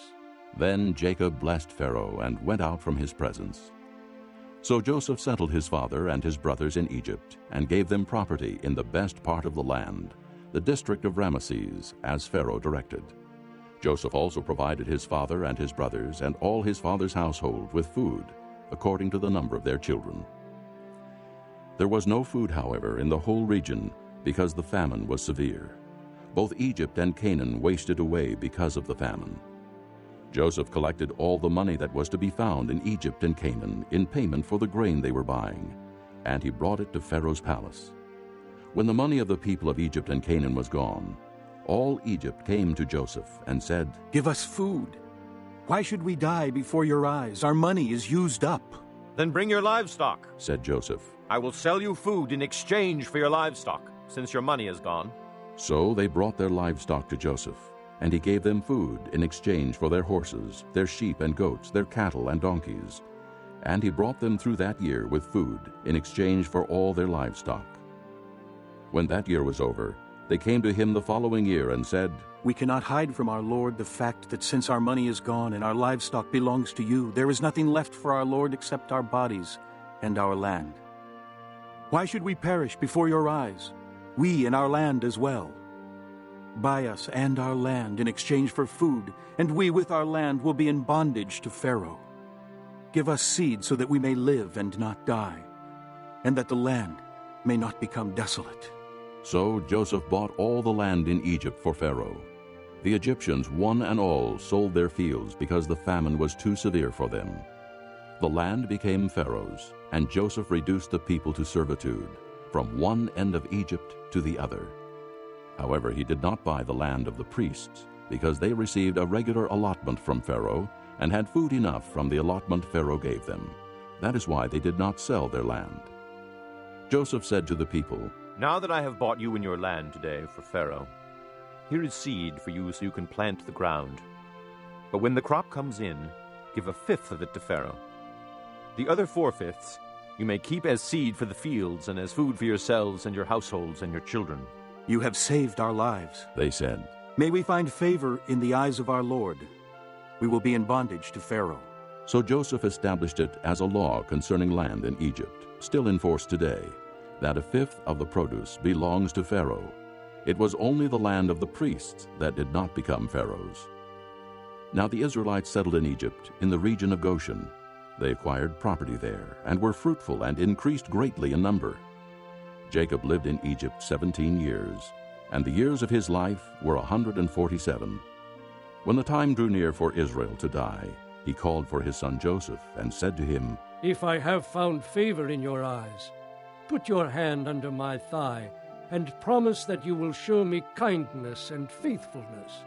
Do not bury me in Egypt, but when I rest with my fathers, carry me out of Egypt, and bury me where they are buried. I will do as you say, he said. Swear to me, he said. Then Joseph swore to him, and Israel worshipped as he leaned on the top of his staff. Chapter 48. Sometime later, Joseph was told, Your father is ill. So he took his 2 sons, Manasseh and Ephraim, along with him. When Jacob was told, Your son Joseph has come to you, Israel rallied his strength and sat up on the bed. Jacob said to Joseph, God Almighty appeared to me at Luz in the land of Canaan. And there he blessed me and said to me, I am going to make you fruitful and will increase your numbers. I will make you a community of peoples, and I will give this land as an everlasting possession to your descendants after you. Now then, your 2 sons born to you in Egypt before I came to you here will be reckoned as mine. Ephraim and Manasseh will be mine, just as Reuben and Simeon are mine. Any children born to you after them will be yours. In the territory they inherit, they will be reckoned under the names of their brothers. As I was returning from Paddan, to my sorrow Rachel died in the land of Canaan, while we were still on the way, a little distance from Ephrath. So I buried her there beside the road to Ephrath. That is Bethlehem. When Israel saw the sons of Joseph, he asked, Who are these? They are the sons God has given me here. Joseph said to his father. Then Israel said, Bring them to me so I may bless them. Now Israel's eyes were failing because of old age, and he could hardly see. So Joseph brought his sons close to him, and his father kissed them and embraced them. Israel said to Joseph, I never expected to see your face again, and now God has allowed me to see your children too. Then Joseph removed them from Israel's knees and bowed down with his face to the ground. And Joseph took both of them, Ephraim on his right toward Israel's left hand, and Manasseh on his left toward Israel's right hand, and brought them close to him. But Israel reached out his right hand and put it on Ephraim's head, though he was the younger. And crossing his arms, he put his left hand on Manasseh's head, even though Manasseh was the firstborn. Then he blessed Joseph and said, May the God before whom my fathers Abraham and Isaac walked, the God who has been my shepherd all my life to this day, the angel who has delivered me from all harm, may he bless these boys. May they be called by my name and the names of my fathers Abraham and Isaac, and may they increase greatly upon the earth. When Joseph saw his father placing his right hand on Ephraim's head, he was displeased. So he took hold of his father's hand to move it from Ephraim's head to Manasseh's head. Joseph said to him, No, my father. This one is the firstborn. Put your right hand on his head. But his father refused and said, I know, my son, I know. He too will become a people, and he too will become great. Nevertheless, his younger brother will be greater than he, and his descendants will become a group of nations. He blessed them that day and said, In your name will Israel pronounce this blessing. May God make you like Ephraim and Manasseh. So he put Ephraim ahead of Manasseh. Then Israel said to Joseph, I am about to die, but God will be with you and take you back to the land of your fathers. And to you, as one who is over your brothers, I give the ridge of land I took from the Amorites with my sword and my bow. Chapter 49. Then Jacob called for his sons and said, Gather around so I can tell you what will happen to you in days to come. Assemble and listen, sons of Jacob. Listen to your father Israel. Reuben, you are my firstborn, my might, the first sign of my strength. excelling in honor, excelling in power. Turbulent as the waters, you will no longer excel, for you went up onto your father's bed, onto my couch, and defiled it. Simeon and Levi are brothers. Their swords are weapons of violence. Let me not enter their council. Let me not join their assembly, for they have killed men in their anger, and hamstrung oxen as they please. Cursed be their anger, so fierce, and their fury so cruel. I will scatter them in Jacob, and disperse them in Israel. Judah, your brothers will praise you. Your hand will be on the neck of your enemies. Your father's sons will bow down to you. You are a lion's cub, O Judah. You return from the prey, my son. Like a lion he crouches and lies down. Like a lioness, who dares to rouse him? The scepter will not depart from Judah, nor the ruler's staff from between his feet, until he comes to whom it belongs, and the obedience of the nations is his. He will tether his donkey to a vine, his colt to the choicest branch. He will wash his garments in wine, his robes in the blood of grapes. His eyes will be darker than wine, his teeth whiter than milk. Zebulun will live by the seashore and become a haven for ships. His border will extend toward Sidon. Issachar is a raw-boned donkey lying down between two saddlebags. When he sees how good is his resting place and how pleasant is his land, he will bend his shoulder to the burden and submit to forced labor. Dan will provide justice for his people as one of the tribes of Israel. Dan will be a serpent by the roadside, a viper along the path that bites the horse's heels, so that its rider tumbles backward. I look for your deliverance, O Lord. Gad will be attacked by a band of raiders, but he will attack them at their heels. Asher's food will be rich. He will provide delicacies fit for a king. Naphtali is a doe set free that bears beautiful fawns. Joseph is a fruitful vine near a spring, whose branches climb over a wall. With bitterness archers attack him. They shot at him with hostility. But his bow remained steady. His strong arm stayed limber, because of the hand of the mighty one of Jacob, because of the shepherd, the rock of Israel, because of your father's God who helps you, because of the Almighty who blesses you, with blessings of the heavens above, blessings of the deep that lies below, blessings of the breast and womb. Your father's blessings are greater than the blessings of the ancient mountains, than the bounty of the age-old hills. Let all these rest on the head of Joseph, on the brow of the prince among his brothers. Benjamin is a ravenous wolf. In the morning he devours the prey. In the evening he divides the plunder. All these are the 12 tribes of Israel, and this is what their father said to them when he blessed them, giving each the blessing appropriate to him. Then he gave them these instructions. I am about to be gathered to my people. Bury me with my fathers in the cave in the field of Ephron the Hittite, the cave in the field of Machpelah, near Mamre in Canaan, which Abraham bought as a burial place from Ephron the Hittite, along with the field. There Abraham and his wife Sarah were buried. There Isaac and his wife Rebekah were buried. And there I buried Leah. The field and the cave in it were bought from the Hittites. When Jacob had finished giving instructions to his sons, he drew his feet up into the bed, breathed his last, and was gathered to his people. Chapter 50. Joseph threw himself upon his father and wept over him and kissed him. Then Joseph directed the physicians in his service to embalm his father Israel.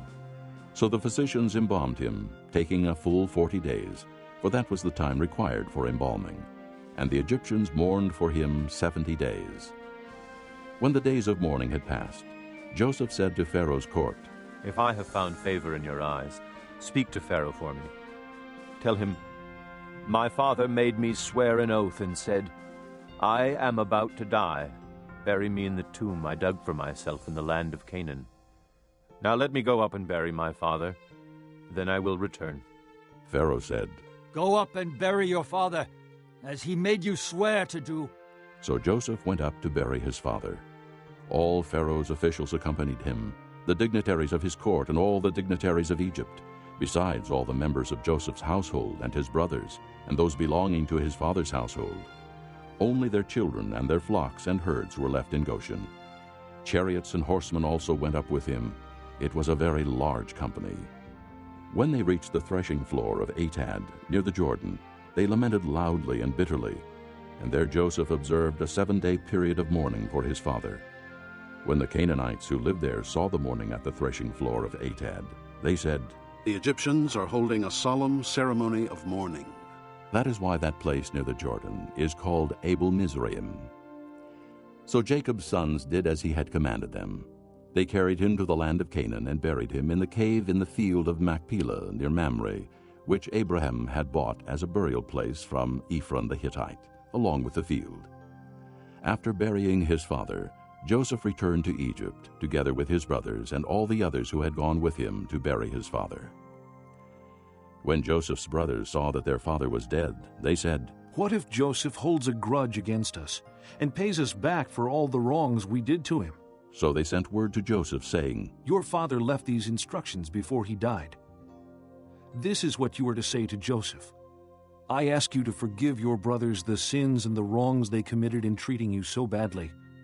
Now, please forgive the sins of the servants of the God of your father." When their message came to him, Joseph wept. His brothers then came and threw themselves down before him.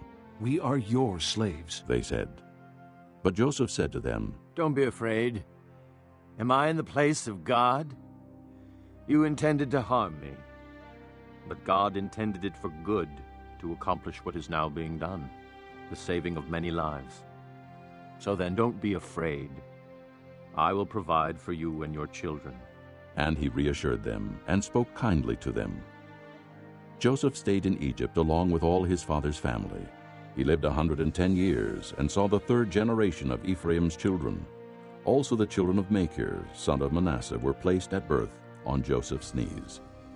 Then Joseph said to his brothers, "I am about to die, but God will surely come to your aid and take you up out of this land, to the land he promised on oath to Abraham, Isaac, and Jacob."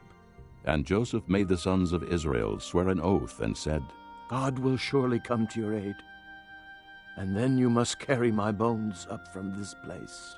So Joseph died at the age of 110, and after they embalmed him, he was placed in a coffin in Egypt.